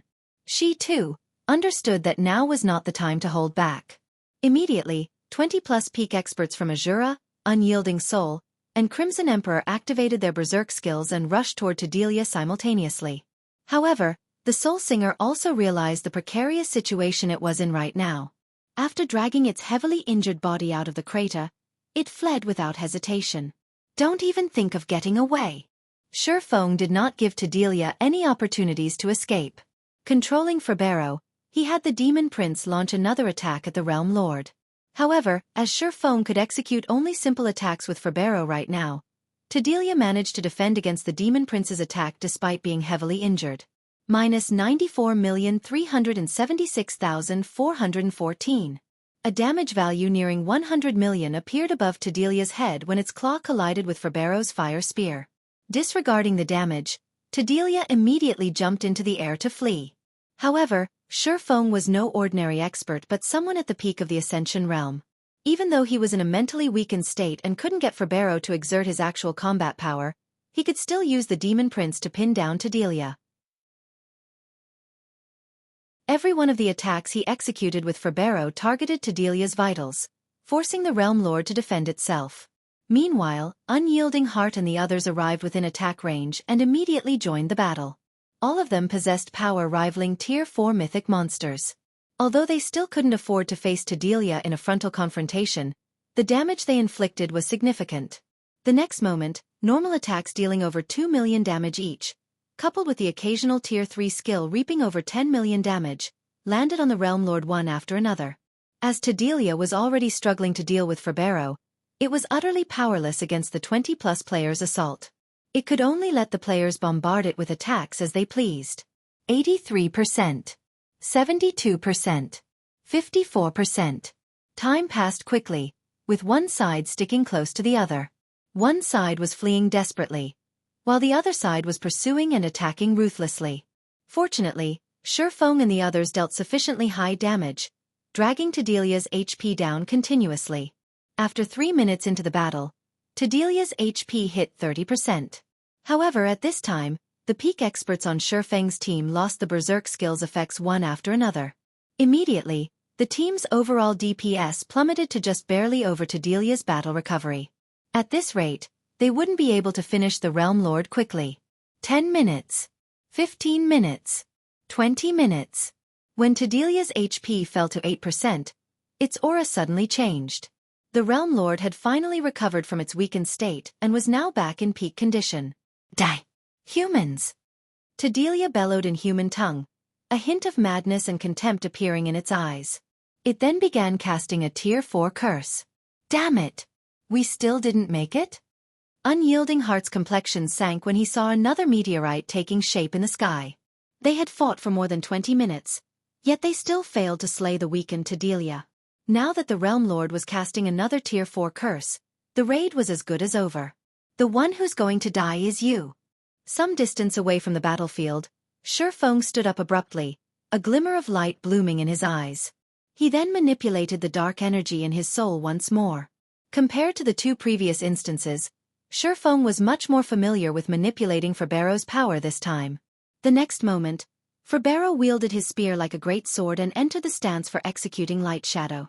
The mana around the Demon Prince began rampaging.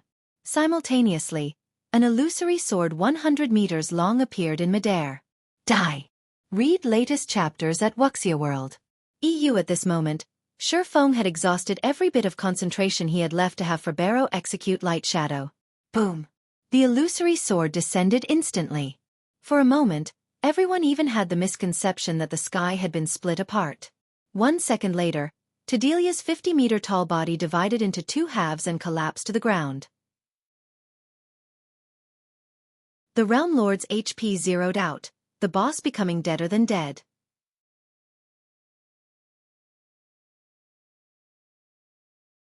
Chapter 2761. Level skyrockets, it's dead. That was close. For a moment there, I thought we would all get flattened. I am never going to go near superior mythics ever again before reaching Tier 4. These aren't things Tier 3 players like ourselves can do anything against. After everyone saw Tadelia bisected, they slumped down to the ground and breathed out a sigh of relief, rendered speechless by this narrow escape from death. However, many people also felt fortunate about their survival and couldn't help laughing happily. As for Illusory Words and Unyielding Heart, both were too tired to pay attention to Tadelia. They only wanted to sit down, rest, and relax their minds. However, before anyone could catch their breath, divine sounds descended from the sky and echoed throughout the valley, so melodious that everyone felt intoxicated. As expected of a first kill in the ruined mountain range. Even without divine providence, the lute's quality can actually trigger a divine hymn. Xueqi, who was lying on the ground, was a little surprised by this situation. He never thought that the first kill of a Realm Lord would yield such excellent loot. Initially, he had been thinking of using divine providence and personally dealing the finishing blow to Tadelia. However, the situation at the end did not permit him to do so. As a result, he could only rely on Ferbero to finish the Realm Lord. While the divine hymn resounded in the valley, bright rays of light enveloped all the survivors. Xueqi, who was initially at 78% of level 125, leveled up twice and reached 4% of level 127. Everyone else leveled up at least 3 times, with some even leveling up 4 times. The abundance of the EXP awarded utterly dumbfounded everyone. A superior mythic boss actually awards so much EXP? If it were before, we wouldn't get this much EXP even after killing 30 superior mythics. With this, we save at least half a month of grinding. It's a pity that everyone else died. If not, they would have saved on plenty of grinding time as well. Everyone couldn't help sighing over the abundant EXP from Tadelia. On one hand, they felt grateful that they could save plenty of time. On the other hand, they felt guilty for those who died. Not only did the dead players not receive any EXP from the raid, but they would even lose 1 level after resurrection. And even if Illusory Words and the other healers of the team resurrected them, they would still lose nearly half a level's worth of EXP. Only Xueqi remained unfazed by this situation. Setting aside that this raid happened after the first major update, just the fact that Tadelia was both a superior mythic monster and a Realm Lord already meant that the EXP granted upon its death would be incredibly lavish. The descent of a divine hymn would also increase the EXP awarded. Furthermore, Tadelia was a level 128 monster, whereas most of the players on the team hadn't even reached level 120 yet. The bonus EXP these players received would be significant. However, it would be almost impossible for them to level up so quickly again in the future. After all, each region of the ruined mountain range had only 1 Realm Lord, which took 5 natural days or more to respawn. Moreover, the Realm Lords for each region weren't fixed. Hence, Although their team had secured information on Delia the Soul Singer, this information would be useless because the next realm lord that spawned in this region would probably be some other superior mythic monster. It was almost impossible for players to come across the same realm lord multiple times in forbidden lands such as the ruined mountain range. Every boss that spawned would be new. Hence, players couldn't prepare for specific bosses and could only rely on brute strength or tools to secure victory. New. Standing up slowly, Xueqi looked at his teammates and commanded, "Start resurrecting the others. Thorn, you guys patrol the surroundings. Make sure no monsters come ambushing us." Although Ferbero's presence had scared the surrounding monsters into fleeing and the likelihood of an ambush was low, it never hurt to be careful. After all, whether it was a forbidden land for all life or a forbidden land for humans, a single mistake was all it took to team wipe. "Leave it to us." Lifeless Thorn nodded before leaving to patrol the surroundings together with Cleansing Whistle and the others. As for Yenya, Illusory Words, and the other surviving healers, they began resurrecting the team members killed by the Soul Devourers. Although these people had died because they had their concentration sucked dry, their souls did not get damaged. Hence, resurrection was still possible. Only, they would be in a weakened state for several hours after getting resurrected and wouldn't be able to participate in battle right away. While the others were busy with their respective tasks, Xueqi slowly made his way to Tedelia's corpse and waited for the loot to appear. Regarding Tedelia's loot, none of the members of Unyielding Soul or Crimson Emperor gave it much thought. After all, Xueqi was the organizer of this team. Before they went on this expedition, they had already agreed that all discoveries made and items obtained would belong to Xueqi. This was the basis for the cooperation of their 3 guilds. Moreover, even without the agreement, both Unyielding Souls and Crimson Emperor's peak experts would be too ashamed to ask for any loot. From start to end, they had merely played a supporting role and barely did anything during the raid. In fact, if not for Xueqi landing the finishing blow, they wouldn't be alive right now.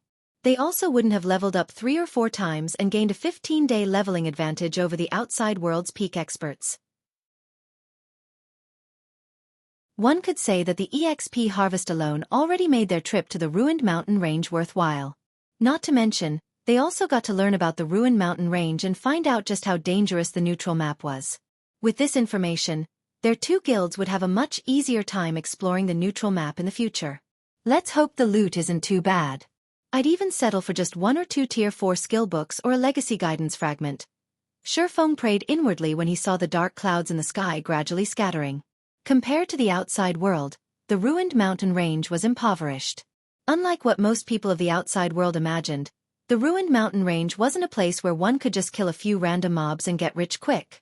On the contrary, be it forbidden lands for humans or forbidden lands for all life, both were scarce in material resources. Instead, the reason players and NPCs deemed forbidden lands to be rich in resources was the legacy resources found there. In the current God's domain, the kingdoms and empires controlled Tier 3 legacy resources.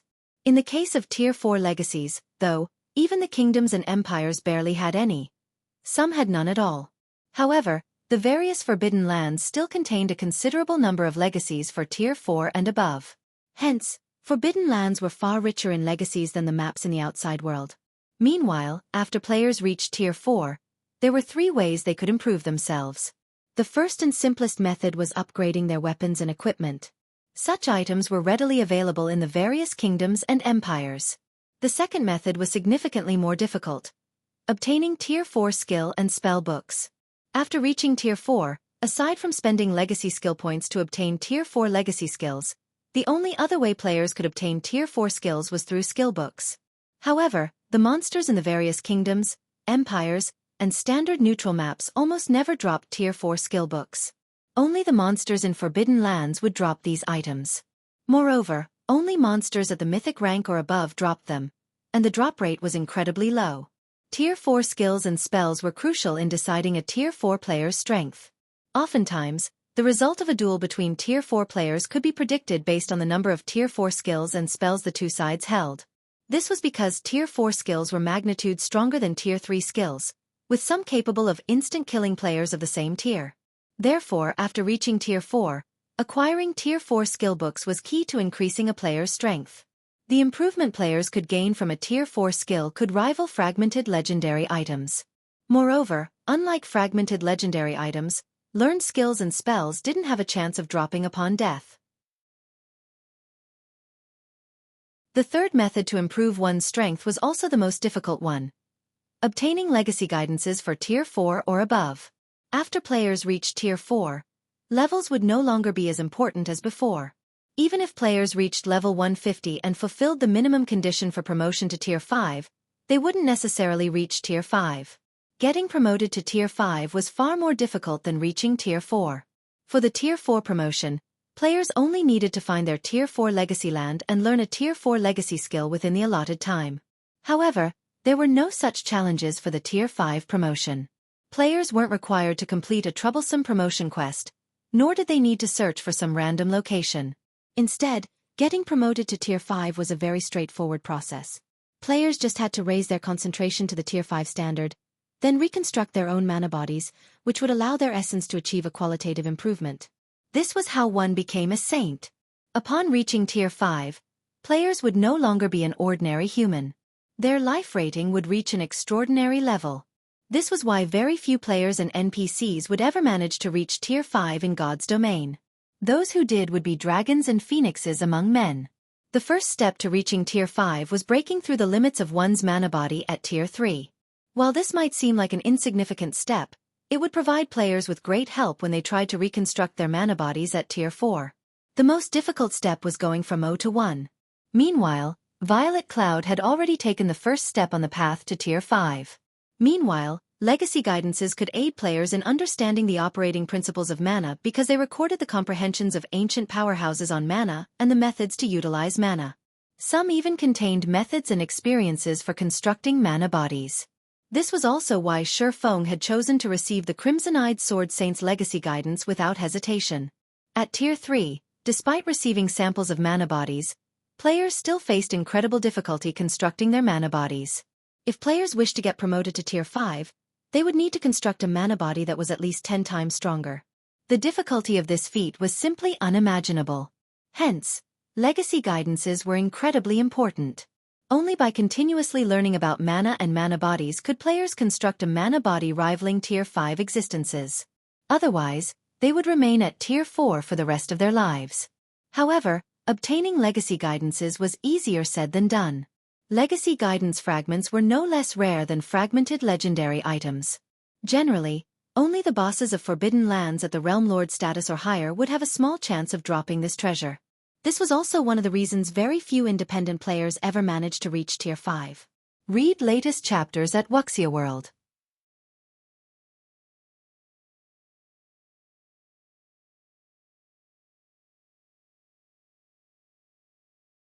Just the loot of a superior mythic boss here equals the loot of 3 or 4 superior mythic bosses in the outside world. The loot's quality is also significantly better. Unyielding Heart also couldn't help his astonishment at this scene. At the same time, he resolved that once he reached Tier 4, he would absolutely bring a team here to explore the ruined mountain range. However, unlike everyone else, Xueqi paid no attention to the weapons, equipment, and materials Delia dropped. Instead, he stepped forward, collected a 1-meter-tall beast statue, and stored it in his epic spatial bag without hesitation. In Xueqi's opinion, even the combined value of all the other items Delia dropped couldn't compare to the value of this beast statue. Sacred Beast Statue, Soul-Devouring Beast. Epic rank, unique item.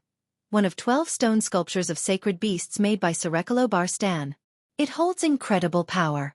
One shouldn't underestimate the beast statue just because it was an epic item. For Tier 4 players and above, this beast statue was easily 1,000 times more valuable than legendary items. An ancient god in God's domain, Xueqi was known as the god of elements by everyone. Legend had it that he could control all magic elements, and he was incredibly strong even among the ancient gods. In God's domain, any item belonging to a god would already be an amazing item, let alone an ancient god's possession. The 12 sacred beast statues were one of Xueqi's earliest creations. To both gods and ancient gods, these statues were trash. However, to Tier 4 players, these statues were priceless treasures. On the surface, the 12 sacred beast statues were only intended as room decor. However, if one placed these statues in areas with incredibly dense mana, the statues would generate a special signal. This signal allowed players inside the room to perceive the operating principles of a particular magic element. Although the granted perception was vague, it was still much better than blindly trying to feel and deduce the operating principles of the magic elements. Moreover, the effect stacked. With more beast statues collected, not only would one get to perceive more magic elements, but the intensity of the granted perception would also increase. In the past, a super guild had discovered an ancient god's treasury. And after working together with several superpowers and incurring countless casualties, the super guild had successfully raided the treasury. They had discovered 3 of the 12 sacred beast statues inside the treasury, one of them a medium-sized statue at the fragmented legendary rank. Due to these 3 beast statues, the super guild that found the treasury had ended up one of the 12 great guilds within a short period. Now, Xueqi had merely killed a superior mythic-ranked realm lord, yet he had actually acquired a sacred beast statue. This was simply unbelievable. I really lucked out this time. Although not even one fragmented legendary item dropped, the boss actually dropped an intact legacy guidance crystal, besides one of the 12 sacred beast statues. If any of those superpowers in the past found out about this, they would most likely go crazy from envy. Xueqi inwardly grew ecstatic as he picked up a crimson memory crystal from the ground. Normally, the legacy guidances players could obtain in Forbidden Lands were only fragmented crystals. Due to the instability of the mana inside these fragments, they would disappear after one use. However, an intact legacy guidance crystal was a different story. As the mana inside an intact crystal was incredibly stable, players could use it several times. Moreover, each use cost only 100 magic crystals. However, as these legacy guidance crystals were quite ancient, even a complete one could be used only 9 times. Regardless, an intact legacy guidance crystal was as valuable as a legendary item because it recorded far more information than a fragmented crystal. A single use of an intact crystal was easily worth 10 uses of fragmented crystals. In the past, some superpowers were even willing to exchange a legendary item for an intact legacy guidance crystal. However, nobody had ever taken up the offer. This was especially true for guilds and adventurer teams. After all, the legacy guidance crystal could lead to the birth of a tier 5 player, which was way more valuable than a legendary item. In God's domain, unless tier 6 god-ranked experts made an appearance, tier 5 players would stand at the pinnacle of the game. The resources a tier 5 player could acquire with their strength far exceeded the value of a legendary item. Several minutes later, Xueqi finished storing all of the dropped items in his spatial bag. He then let everyone rest for an additional 10 minutes before leading them toward the Earthfall secret land. Xueqi had no choice but to position the still weakened members at the center of the team. He also had Ferbero open up the path for them, clearing out the level 125+ great lords and grand lords that assaulted their team on the way. He had no intention of resting whatsoever. "Commander, aren't we in too much of a hurry?" Solitary 9 asked in a whisper as he looked at Xueqi, who still had a deathly pale complexion. The fight with Tadelia left everyone's concentration below the 10% threshold. They could fall unconscious at any time. Xueqi was no exception. Yet, after resting for just a short while, Xueqi had led them deeper into the ruined mountain range without hesitation. At this point, they had already been running for close to 2 hours, and everyone had constantly been fighting throughout this period. Moreover, the monsters they fought all had considerably high combat standards and high basic attributes. Although Ferbero took on most of the monsters for them, the occasional monster still slipped by. And if they weren't careful, they would be easily overwhelmed by these monsters. "I know, but we don't have much time left," Xueqi said while controlling Ferbero. Smiling bitterly, he continued, "At this point, I can no longer summon a second demon prince. If the duration of this one lapses before we reach our destination, we'll die a miserable death." Upon hearing Xueqi's words, Solitary 9 looked at the endless monsters around them and got goosebumps. At the same time, he subconsciously raised his shield and stood closer to Xueqi. If not for the demon prince, they would definitely be doomed. In fact, they wouldn't be able to cope with all these monsters, even with several tier 4 experts on the team. After all, fighting in the ruined mountain range cost a lot of stamina and concentration. It was impossible for players to fight endlessly. "Move faster. We're almost there." Xueqi urged everyone through the team chat after taking a look at his map. At Xueqi's words, Everyone hurriedly closed the distance to Ferbero. The team then broke out in a mad dash while blocking the attacks coming from the surrounding monsters. After frantically advancing for another dozen minutes or so, the team finally discovered a huge cave in the valley, with an entrance several dozen meters high. The cave exerted a mental influence that rivaled Tedelia's, making everyone feel discomfortable. Guild leader Black Flame. Is this the place you were talking about? Illusory Words asked anxiously. When she looked at the nearby cave, she got a sense of depression and uncertainty. A hint of fear had even appeared in her heart. If she was already experiencing such feelings even before entering the cave, it wasn't hard to imagine how dangerous it would be inside. Looking at the God Slayer's map, Xueqi said with certainty, it should be here. But that mental influence. Unyielding Heart had goosebumps as he looked at the cave. If another monster like Tedelia emerged from the cave, they really would be on their way to the underworld. The mental influence is indeed considerable, but we went to great lengths to get here. We can't possibly give up now, can we? Xueqi also understood Unyielding Heart's worries. If they died now, it would indeed be a big loss. However, he had to obtain the God Slayer's treasure no matter what. In the worst-case scenario, he was even willing to use his final trump card. Read latest chapters at Wuxia World. Okay, let's go in and take a look. Unyielding Heart nodded. He, too, thought that Xueqi's words were correct. They had already gotten this far. It would be a pity if they abandoned the expedition. Not to mention, they still had the Demon Prince to guard them. If further progress was truly impossible, they could still escape. Following which, Xueqi and the others made their way to the cave. However, when the team walked through the cave entrance, a startling scene suddenly occurred. The instant Ferbero stepped into the cave, a red beam shot out from the cave's depths. Before Xueqi could even have Ferbero execute evasive maneuvers, the red beam had already pierced through the Demon Prince's body. After getting struck, the Lord of the Dead, who had been invincible up to this point, burst into a bundle of flames and vanished without a trace.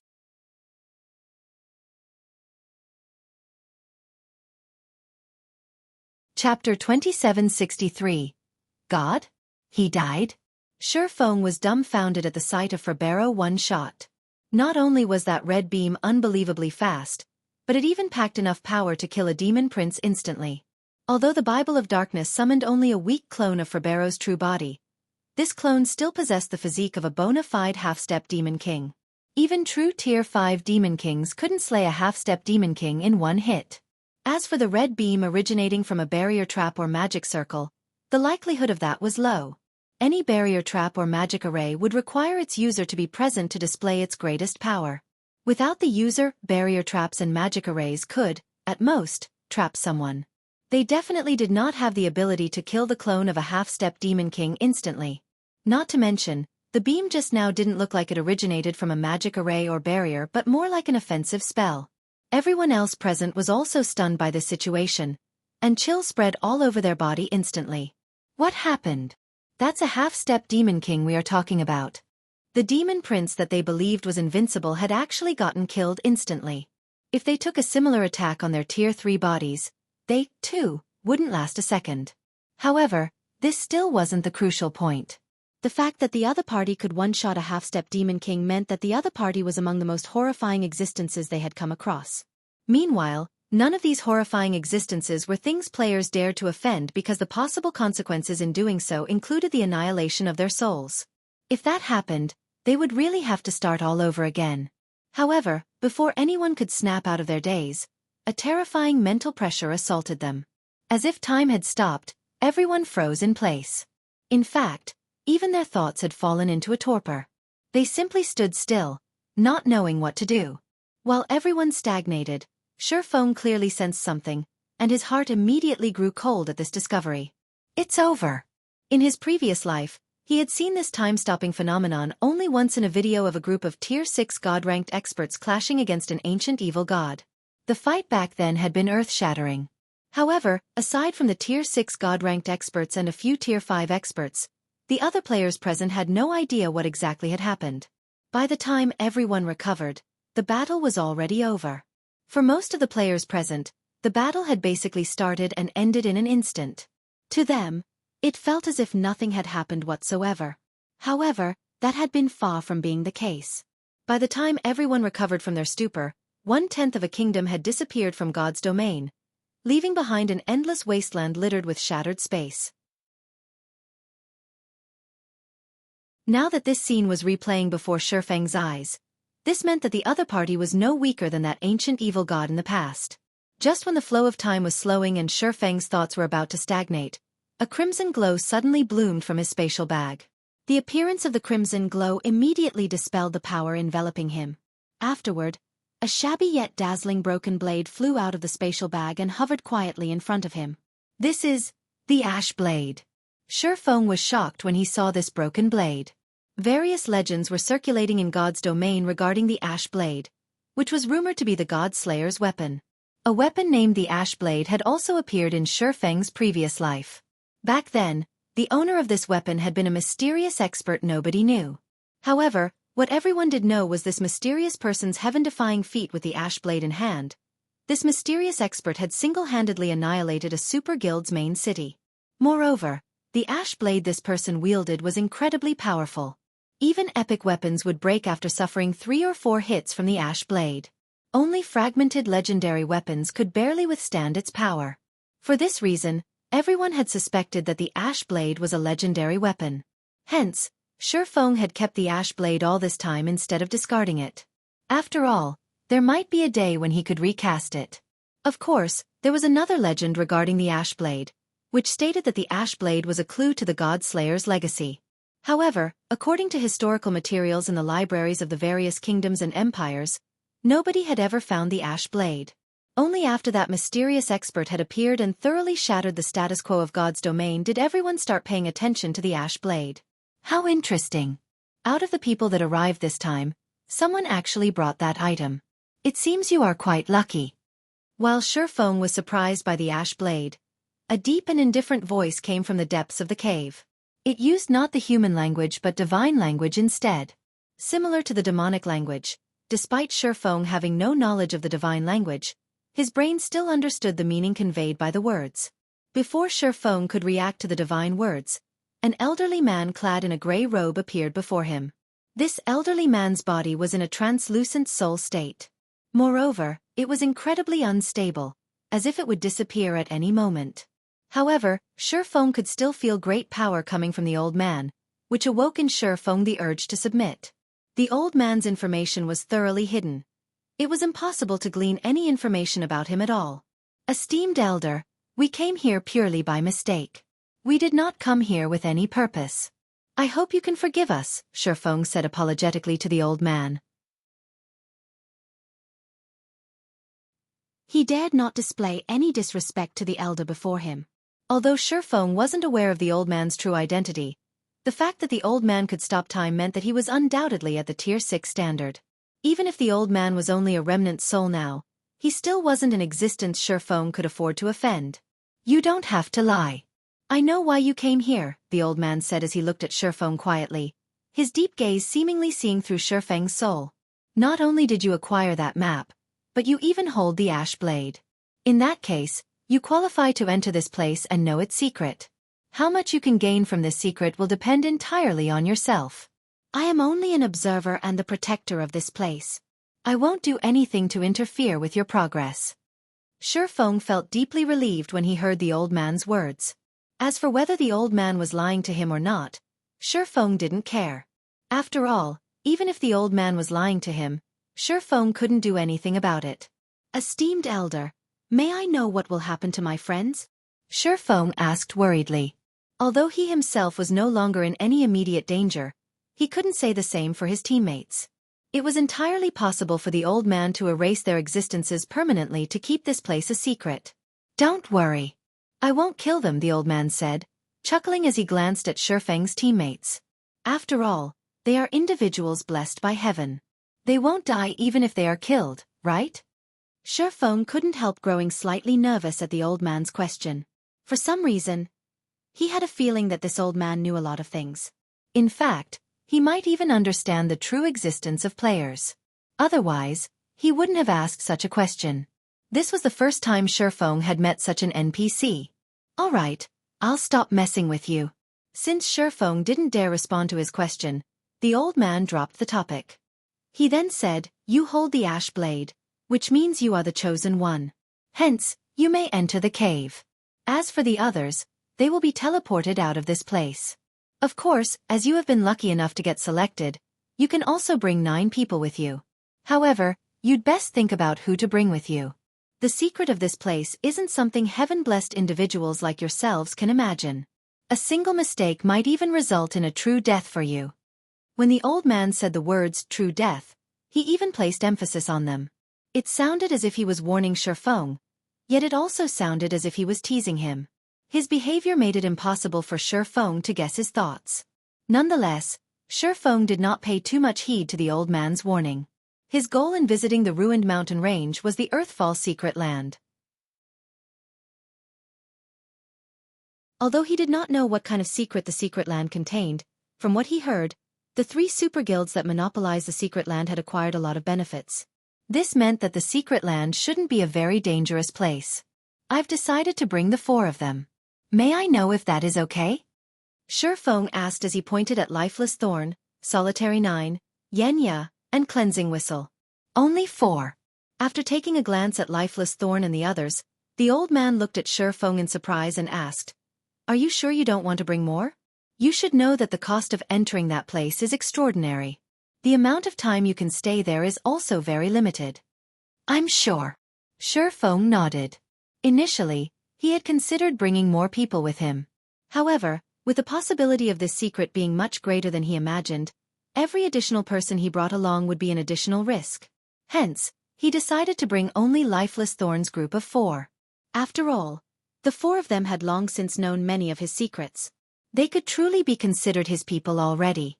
However, the Azura Adventurer team's other members were not as reliable. "All right, this is your decision." The old man no longer pursued the matter and waved his hand at the 4 selected people. Apart from Lifeless Thorn, Solitary 9, Yenya, and Cleansing Whistle, all the others immediately transformed into streaks of light and flew out of the cave. The streaks of light then left the ruined mountain range, dodging the purple lightning decorating the neutral map sky. Meanwhile, Lifeless Thorn and the others suddenly jumped up in surprise. "What's going on?" When Lifeless Thorn and the others saw their current situation, they fell into a daze. Just a moment ago, there had been nobody standing before them. In fact, even Shifeng had been behind them. However, in the blink of an eye, not only did Shifeng appear in front of them, but the rest of their team also disappeared without a trace. It was obvious that there was a blank in their memories. Read latest chapters at Wuxia World. Xueqi was now. A scary old man stood before them. And they couldn't read any information about this old man. "All right, stop looking around randomly. Your gazes are very annoying. Do you really think I can't sense them?" The old man suddenly shouted at Lifeless Thorn and the others, the brief pressure he exuded nearly making their knees buckle. "I'll let you off this time, but if you behave like this to anyone else, they won't be as easy on you as I am." Upon hearing the old man's words, Lifeless Thorn and the others hurriedly nodded and promptly stopped using their identification skills on the old man and their surroundings. "That's more like it. Now, follow me." The old man nodded when he saw Lifeless Thorn and the others turn obedient. He then began walking into the depths of the cave.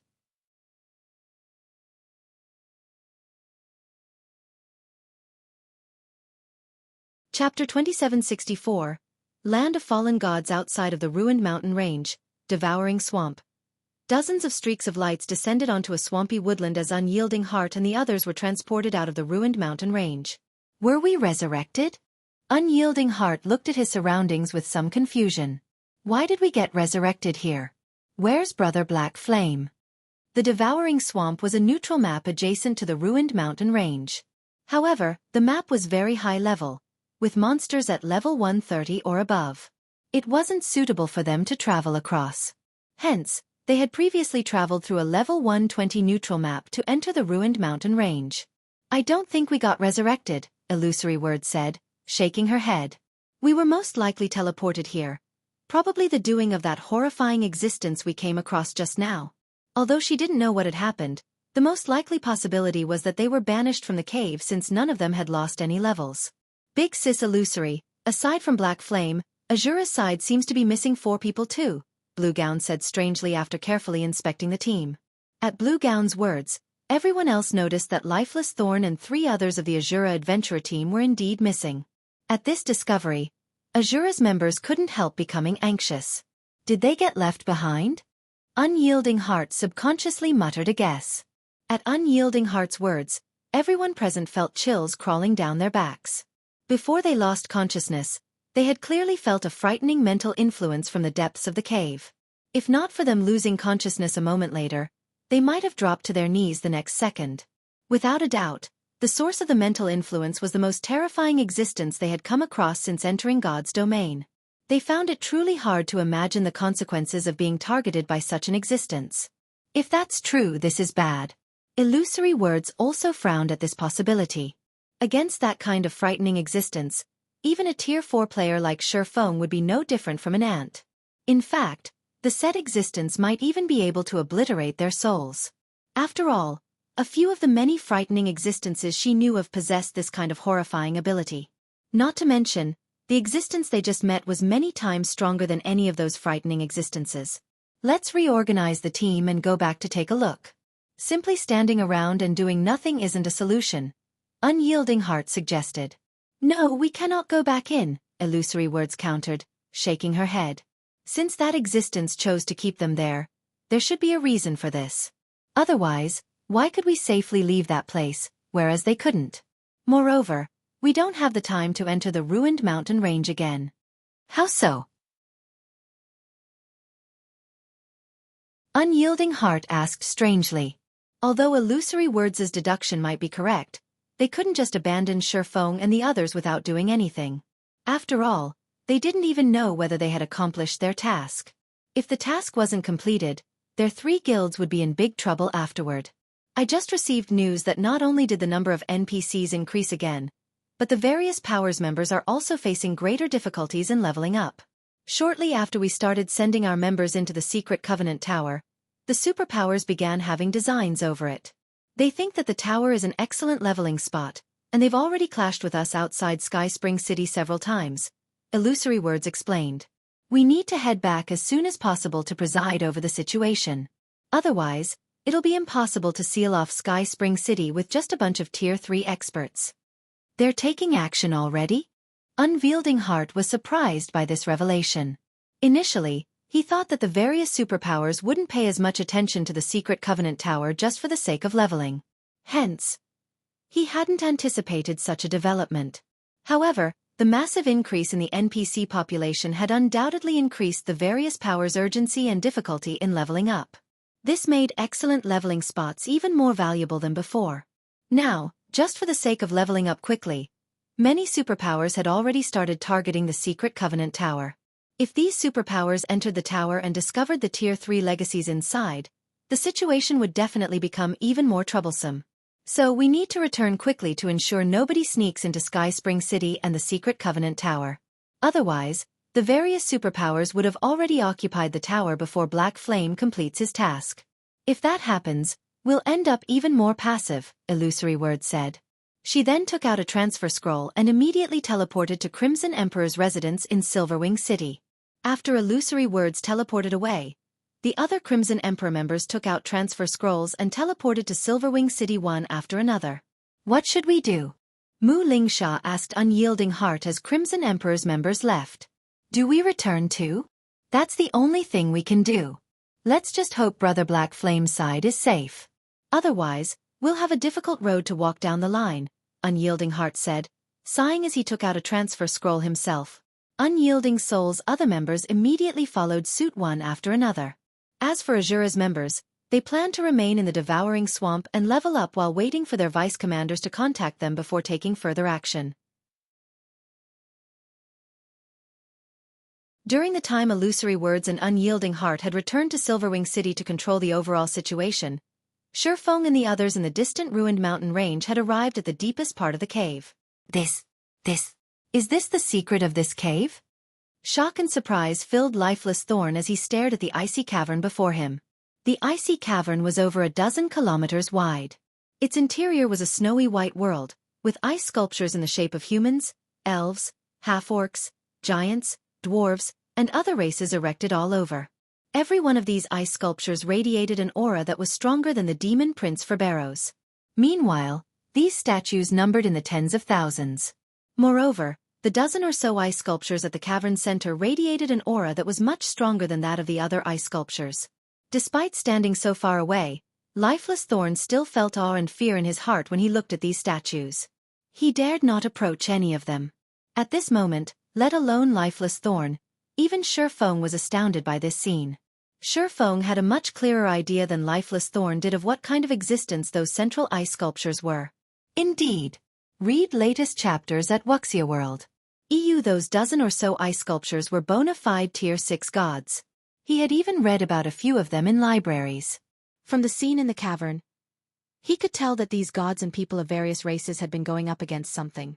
Only, the end result was that every one of them got frozen into eternal ice sculptures. What the hell happened here?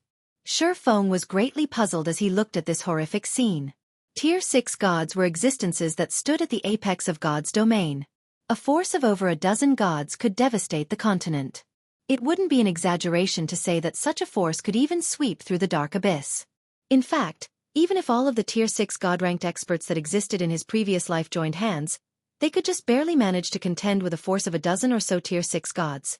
Yet, these Tier 6 gods had actually been killed, annihilated in a single move by the looks of.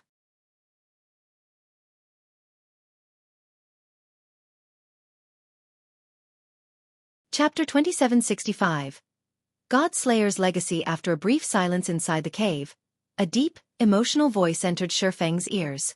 You had best not ask or think about what happened in the past and what caused the deaths of so many of the world's powerful people and even gods. You also must not look into these matters. The consequences of doing so are not something even heaven-blessed individuals like yourselves can bear. You might even lose your minds as a result. The old man warned when he saw the curiosity on the faces of Xueqi and the others. Although the old man's voice did not carry any mental influence or coercion, the certainty in his tone made Xueqi shudder involuntarily. As for Lifeless Thorn, Solitary 9, Yenya, and Cleansing Whistle, although they reacted fearfully to the old man's warning, the curiosity on their faces was clear for all to see. It was evident that they did not take the old man's words seriously. After all, this was a matter related to gods. Players who were new to God's domain treated the word God as merely a noun. At best, gods were a type of powerful monster to them. However, those who truly ventured around God's domain and studied the historical materials in the libraries of the various kingdoms and empires would realize that gods weren't just powerful existences. Simultaneously, they represented a kind of extreme, a road leading to the top of God's domain. Hence, anything related to gods represented a massive opportunity for players. This was especially true for Tier 3 players like themselves. They were quite aware that they could no longer advance on their own. If they wished to get to the next level, they would have to follow in the footsteps of their predecessors. Meanwhile, the footsteps of gods were undoubtedly the best to follow. None of you should look deeper into this matter, at least not now, Xueqi suddenly said to Lifeless Thorn and the others. He knew very well how attractive gods were to Tier 3 experts. They wouldn't hesitate to look into matters related to gods, even if the risks were big. After all, the road to promotion was simply too difficult. Normally, players could already improve significantly with the ruins left behind by Tier 5 existences, let alone those of Tier 6 gods. However, the disappearance of some peak experts and apex experts from both the game world and the real world most likely had something to do with Tier 6 gods. Anyone who tried to get involved with Tier 6 gods as Tier 3 and Tier 4 players would die before achieving anything. If they were lucky, they would have their accounts destroyed and need to start all over again. If they were unlucky, they might disappear like those experts in the past. Upon hearing Xueqi's words, Lifeless Thorn and the others eyed him curiously. They never thought that Xueqi would actively stop them from looking into this matter. It seems you know your limits, kid, the old man said, gazing at Xueqi with warm approval. That's right. Only people who know the limits of their strength and abilities can live long lives. Even you heaven-blessed individuals are no exception. At the old man's words, Lifeless Thorn and the others promptly awakened from their greed. Thanks, Commander. I never thought I would get seduced by the benefits in front of me, Lifeless Thorn said in gratitude, a hint of fear in his voice. God's domain had always emphasized balance. All gains came with losses. If one tried to secure an opportunity despite lacking the necessary strength, they would only wind up dead. Currently, they hadn't even reached Tier 4, yet they were actually thinking of looking into the secrets of Tier 6. That was simply suicide. That is normal. After all, not many people in God's domain can remain calm when faced with matters related to gods, Xueqi said, shaking his head. If not for him having a wealth of experience adventuring in God's domain, he wouldn't have fared any better than Lifeless Thorn. In fact, he might have reacted even more crazily. In the current era where the gods had withdrawn from the world, even the various superpowers would go nuts over a clue related to Tier 6 gods. In fact, even Tier 5 NPCs would fight desperately to secure this clue. Alright, that's enough talking. After seeing that Xueqi and the others had calmed down, the old man beckoned to them and said, "Come here. Next up is the moment you have all been waiting for. It is also the final wealth and treasure that person left behind for you heaven-blessed individuals." A treasure left behind by the God Slayer? Xueqi grew a little excited at the old man's words. The God Slayer was a mythical figure in God's domain. Although it wasn't certain whether the God Slayer had become a god or not, it was certain that he was born a human. Meanwhile, the God Slayer was an existence that even gods feared. In fact, the number of gods the God Slayer had slain exceeded 10. However, for reasons unknown, the God Slayer had suddenly vanished into God's domain's history, leaving behind only a few clues pertaining to his existence. Normally, these clues were acquired from ancient ruins. It was almost impossible to find any records of the God Slayer in the various kingdoms and empires' libraries, as if the God Slayer's existence had been wiped out by history. Future generations couldn't look into the God Slayer's existence, even if they wanted to. However, there were a lot of negative comments about the God Slayer. Some people said that the God Slayer was a great sinner of God's domain, and others said that the God Slayer was the culprit behind the twilight of the gods. Shortly afterward, the old man led Xueqi's group of 5 to the cavern center, where the dozen or so frozen gods stood.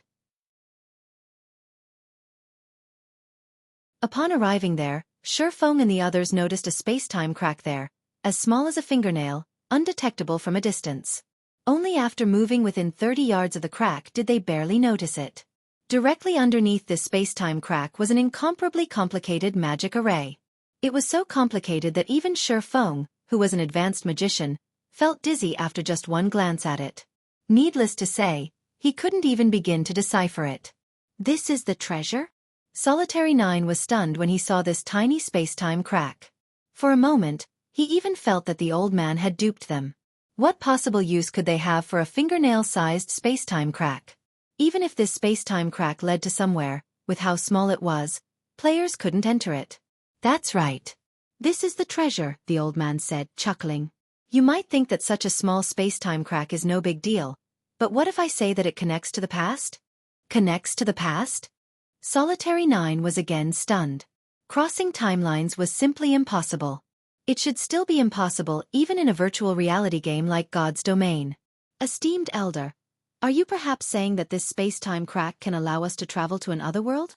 Lifeless Thorn asked, thinking that the old man did not understand what the words, connects to the past, meant. In fact, even Xueqi suspected that what the old man truly meant was that the space-time crack allowed people to travel to a different space. After all, there were plenty of foreign spaces and other worlds in God's domain. No, it is really linked to the past.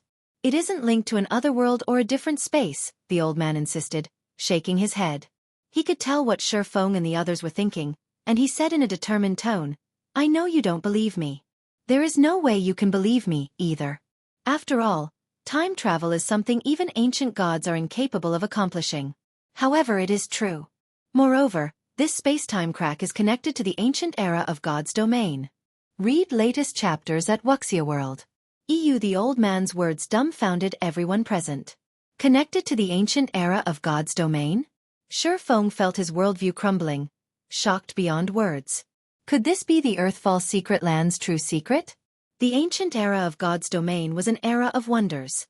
Various super-civilizations were intertwined during this era when gods still roamed the world. And because the twilight of the gods had yet to occur, the world of God's domain was incredibly rich in resources. The present era of God's domain couldn't hold a candle to the ancient era in this regard. I won't say anything more. Since this is your first time, you can enter it without any cost. However, You can only spend a limited amount of time inside. Moreover, the stronger you become and the greater your impact during the ancient era, the easier it will be for the world to notice your presence. If that happens, the world will reject your existence and expel you. What you can obtain during the ancient era will all depend on your own abilities, the old man said slowly. However, I have to warn you that the ancient era is not the paradise you imagine it to be. You will die a permanent death if you aren't careful. Before Xueqi and his companions could ask any questions, the old man waved his hand. Immediately, Xueqi and the other four transformed into streaks of light that plunged into the space-time crack, disappearing from the cavern.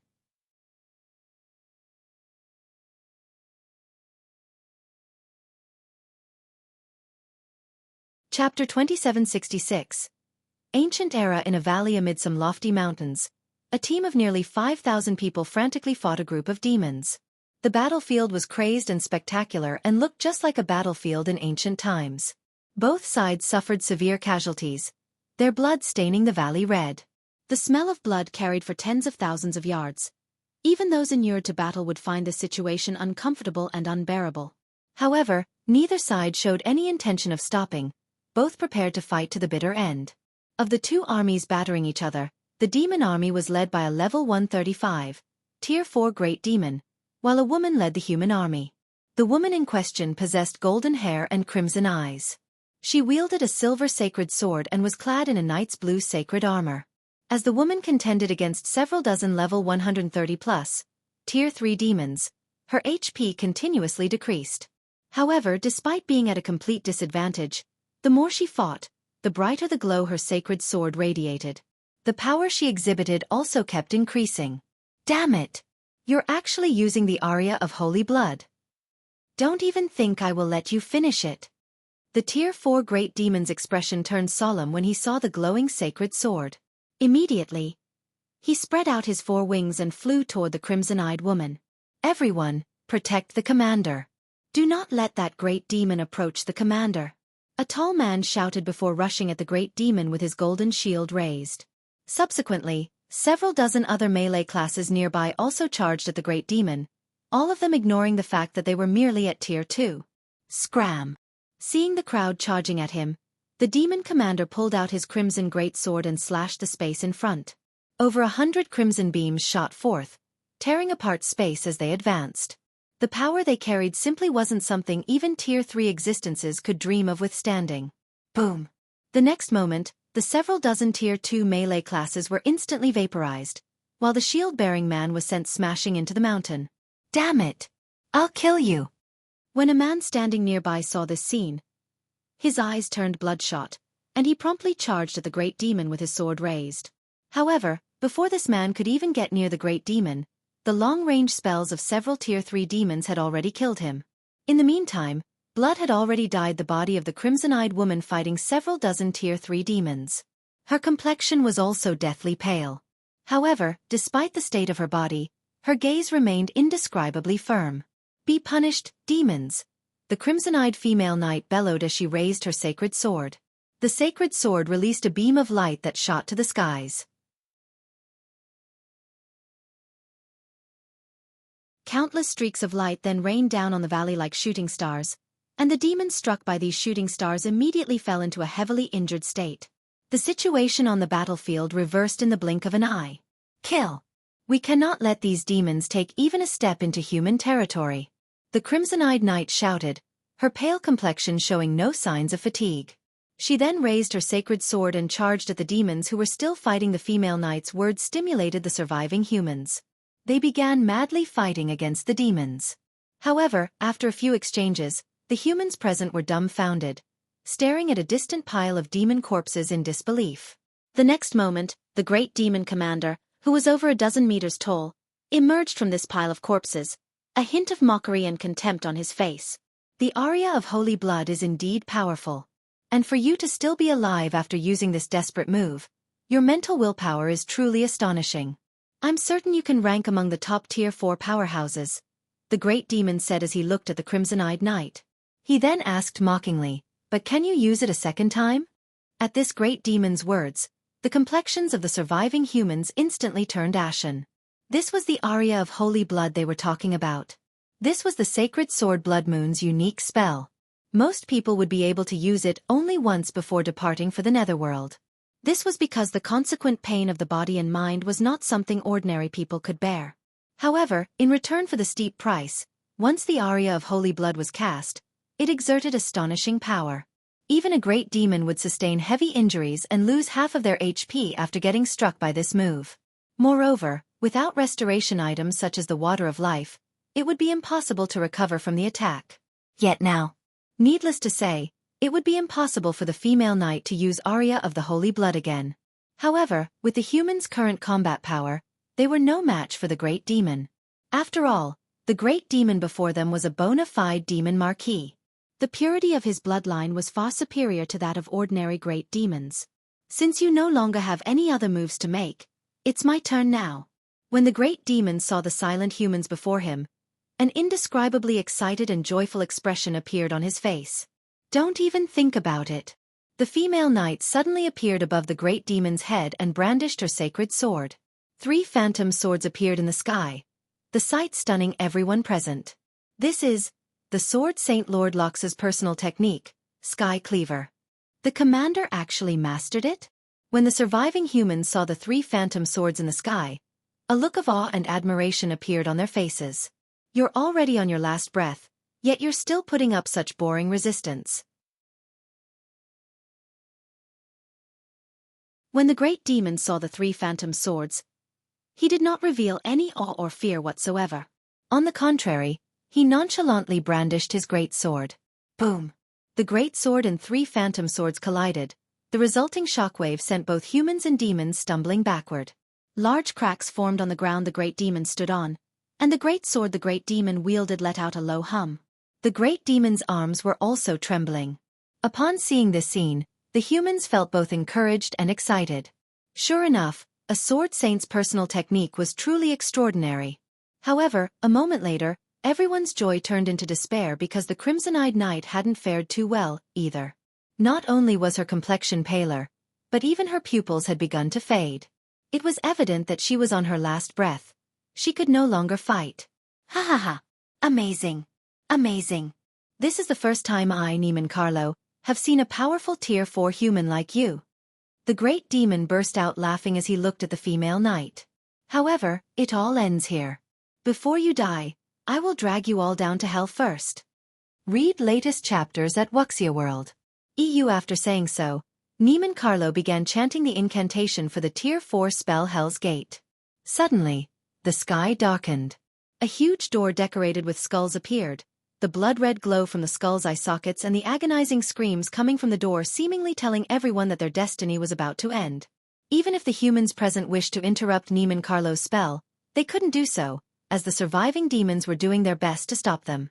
However, just as the formation of the Hell's Gate was about to culminate, a spatial tear over 1,000 yards long suddenly split the sky. The resulting spatial storm not only disrupted the mana in the sky, but even shattered the magic array summoning the Hell's Gate. Afterward, several figures fell out of the spatial tear and crashed onto the battlefield in the valley, their landing sending clouds of dust into the air. So, this is the ancient era? The man standing in the lead of the group muttered in amazement as he glanced at the world around him.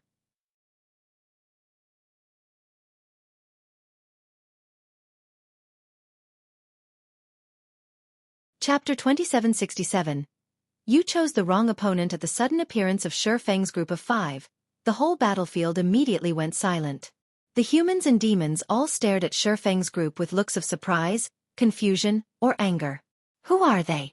They came out of that large spatial tear, so they shouldn't be ordinary existences. Maybe they're guardians from the holy city?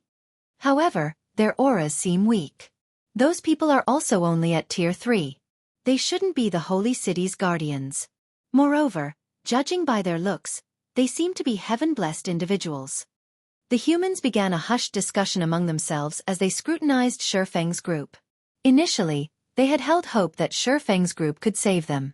However, after noticing the 5 players' auras, they immediately fell into despair. The crimson-eyed knight peered at Shifeng's group with her blurry sight. It was evident that she, too, felt surprised and puzzled by the sudden appearance of Shifeng's group. Humanity's heaven-blessed individuals? When the great demon Neiman Carlo saw Shifeng's group, he too was shocked. How is this possible? Neiman Carlo wasn't particularly surprised to see more heaven-blessed individuals of the human race appearing in this place. What shocked him was the spatial crack that these humans had arrived through. That massive spatial crack had carried an extraordinary amount of power. Even he would lose his life if he accidentally came into contact with it. Yet, Shifeng's group had actually come out of it directly. Compared to the humans and demons originally fighting on this battlefield, however, the ones most surprised by the present situation were Shifeng's 5. How is this possible? Shifeng's heart surged with shock as he looked at a group of people standing among the human army. Why are there other players here? Aside from the many NPCs, the human army also had quite a number of players. Moreover, the average level of these players was incredibly high. Even the lowest leveled among them was level 128, while some had even surpassed level 130. Xueqi was certain that he had arrived in the ancient era of God's domain. After all, the environment here simply couldn't be found anywhere in the modern God's domain. The mana in this land was so abundant that it was close to condensing into a liquid state. He could even clearly feel the magic elements in the air. Like sprites, some of the magic elements were cheerful and lively, some were cold and lonely, some were hot and angry, etc. He could sense all of this with exceptional clarity. Moreover, the NPCs on this battlefield wore significantly different gear compared to the NPCs of modern times. Their weapons and equipment were of much higher quality. In the modern God's domain, NPCs were mainly geared with epic weapons and equipment. Very few possessed fragmented legendary items. After all, fragmented legendary items were incredibly rare and precious even to NPCs. However, that was far from the case for the NPCs here. Every NPC had at least 1 or 2 fragmented legendary items. The female knight leading the human army was even fully equipped in fragmented legendary items. The sword she wielded was also a top-tier fragmented legendary weapon. Moreover, what was even more incredible was that Xueqi had found someone he recognized. This person was none other than Yu Luo, a captain of the Heaven's Blade adventurer team, based on Dragonheart Island. Only, unlike the Yu Luo he had met on Dragonheart Island, the one he was looking at now was like a completely different person. Presently, not only had Yu Luo reached level 129 already, but she even sported an epic staff and a full suit of epic equipment. Although her epic equipment wasn't a set, her equipment standard was still ridiculously excellent. Unlike the last time Xueqi met Yu Luo though, the cleric looked much more haggard. She did not possess the aura and spirit of a peak expert at all. Guild leader Black Flame? Meanwhile at this time, Yu Luo, who stood amid the human army, also noticed the 5 new arrivals on the battlefield. And when she saw that the man leading this group was none other than Zero Wings guild leader, Black Flame, her originally dispirited expression immediately became energetic. Do you know them, Yu Luo? The female oracle standing beside Yu Luo asked curiously upon seeing the latter's reaction. The female oracle was a level 131 player clad in a white dress, wearing a white priest's hat. Yes. Moreover, he's my fellow countryman, Yu Luo said, nodding excitedly. Fellow countryman? The female oracle scrutinized Shifeng's group. She soon noticed that the average level of Shifeng's group was quite low, and their appearances indeed resembled Yu Luo's a lot. Particularly, the feeling of incompatibility Shifeng's group had with the other players in God's domain was exactly the same as Yu Luo. The female oracle then shook her head and said, "What a pity. His luck is truly poor. He actually got teleported to this place." Upon hearing the female oracle's words, Yu Luo remembered the situation they were in, and her heart grew cold. The joy on her face promptly disappeared. The death penalty in the God's domain they were currently in was different from the God's domain on the other side. Players would not only lose 2 or more levels upon death, but also fall into a mentally weakened state. Depending on the severity of the situation, players might even lose some of their memories. And worse, the use of resurrection spells could only mitigate the loss of EXP and not restore the lost memories. Moreover, even when resurrected using a resurrection spell, players wouldn't be resurrected on the spot but inside the life temple of a random main city run by humans. Of course, if players had registered themselves with a main city, they could get resurrected in the life temple of a fixed main city. However, Shifeng's group had just arrived in this world. They definitely hadn't registered themselves with a main city yet. If they died, they would get resurrected at a random main city. Meanwhile, a great distance separated the main cities run by humans, and there were no teleportation arrays in these cities. In other words, so long as Shifeng's group died, Yu Luo was unlikely to meet him again. After all, humans had many main cities, even in this world. Just the ones she knew already numbered over 500. As for the possibility of Shifeng's group coming out alive from this battlefield, that was simply impossible. In the original God's domain, a group of Tier 3 players could still put up a fight against a Tier 4 great demon. However, in this world, let alone putting up a fight, Tier 3 players would be considered capable if they could escape with their lives. The reason for this was the incredibly high average combat standard of the monsters here. Monsters of the caliber of great demons would possess combat standards rivaling peak experts. However, the combat system of monsters was completely different from the realms of refinement players relied on. In skill and spell utilization, monsters such as great demons could display combat standards at the spiritualization realm without having to exert themselves. Such monsters were not opponents void realm experts like herself could hope to match. However, before Yu Luo could snap out of her daze, the great demon Neiman Carlo stopped paying attention to Shifeng's group and shifted his gaze back to the crimson-eyed knight. The great demon then looked at the dozen or so Tier 3 demons around him and commanded, "Go get rid of them. Please leave it to us, my lord." The heavily injured demons nodded and flapped their wings. They then flew toward Shifeng's group of 5, their speed greatly surpassing even Tier 3, agility-focused assassins. Not good. Those demon leaders are working together to target them. The level 131 female oracle was shocked by this development. She never thought that Neiman Carlo would have his trusted subordinates deal with Shifeng's group. Although these demon leaders had been heavily injured by the aria of holy blood, individually, they were still stronger than Tier 3 experts. In addition, if over a dozen of them worked together, they could form a demonic array that greatly increased their combat power. Big Sis Cloud, let's go save them quickly. Yu Luo urged anxiously when she saw the demon leaders targeting Shifeng's group. She knew that Shifeng was incredibly strong. After all, he was someone the various superpowers on Dragonheart Island had labeled a peerless expert. His strength surpassed even that of domain realm monsters.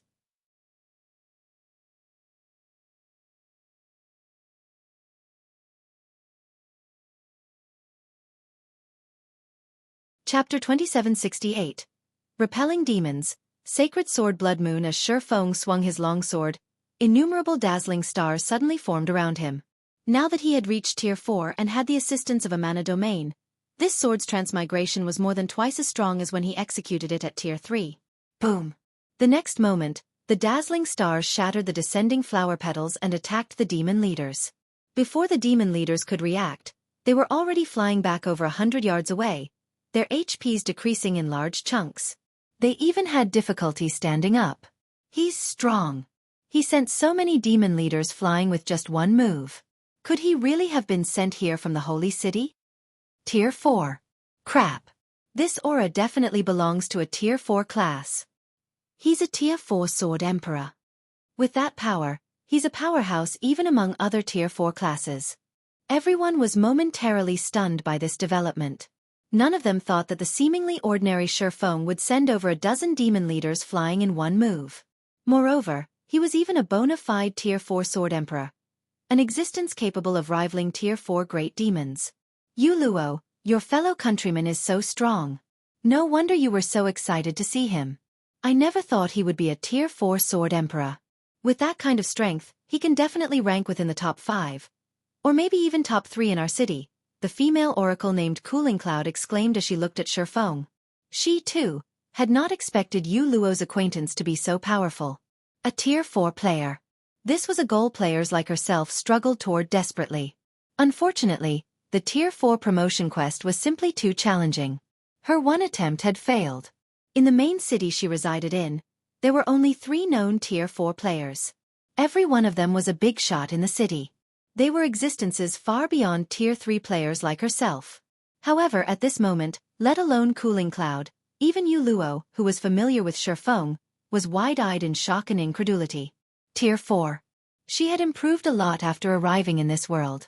However, Tier 4 remained a huge threshold to cross. Unless she could take one step further in her combat standard, she would be doomed to hover forever in the ranks of Tier 3. However, despite being at level 127, Xuefeng had already become a Tier 4 Sword Emperor. Moreover, he had accomplished this feat even before entering this unbelievable world. Meanwhile, as the humans were goggling at Xuefeng in shock, the great demon Niemann Carlo gazed at Xuefeng with a solemn expression, as if he was looking at a monster. "Who are you?" Niemann Carlo asked, a hint of fear appearing in his eyes. A heaven-blessed individual can't possibly wield such power. After Xuefeng unleashed his aura, let alone the demon leaders present, even a demon marquis like himself felt suppressed. In fact, even the mana flowing inside his body was significantly slower. Now, he could exhibit only 60% of his normal combat power at most. Generally, suppressing a Tier 4 existence's strength by even 10% was already a difficult feat. What more 40%? Yet Xuefeng had done it. "That's none of your business." Xuefeng paid no heed to the great demon's question. Instead he smiled and said, "I will give you two options now. The first is for us to continue fighting and determine the victor through life and death. The second option is for you to get out of my sight, together with your people." As soon as Xuefeng finished speaking, a deathly silence fell over the battlefield. Yu Luo and the other players, in particular, gaped, their wide-open mouths forming an O. Is he crazy? Even if he's a sword emperor, Niemann Carlo won't spare him after being threatened in such a way. It's over. That Niemann Carlo will definitely go all out against us. Demons had always been arrogant in God's domain. They did not place other creatures in their eyes at all, even when dealing with the dragon race. Needless to say, the arrogance of a demon marquis was even greater. Even their commander, Angelica Teresa, would not dare utter such words to Niemann Carlo. After all, Niemann Carlo was truly powerful. His strength was outstanding even among Tier 4 demons. He had the potential to become a demon prince. Otherwise, he wouldn't have become the commander of a demon army. Sure enough, after the demon marquis heard Xuefeng's words, Niemann Carlo's complexion turned indescribably ugly. Simultaneously, everyone felt the ambient mana grow violent. However, just when everyone thought a bloody battle was about to begin, "We're leaving," Niemann Carlo said, his mouth practically twisting. After giving Xuefeng one last glare, he turned around with clenched fists and instantly disappeared, leaving behind only a group of demons exchanging stunned looks. What? He left.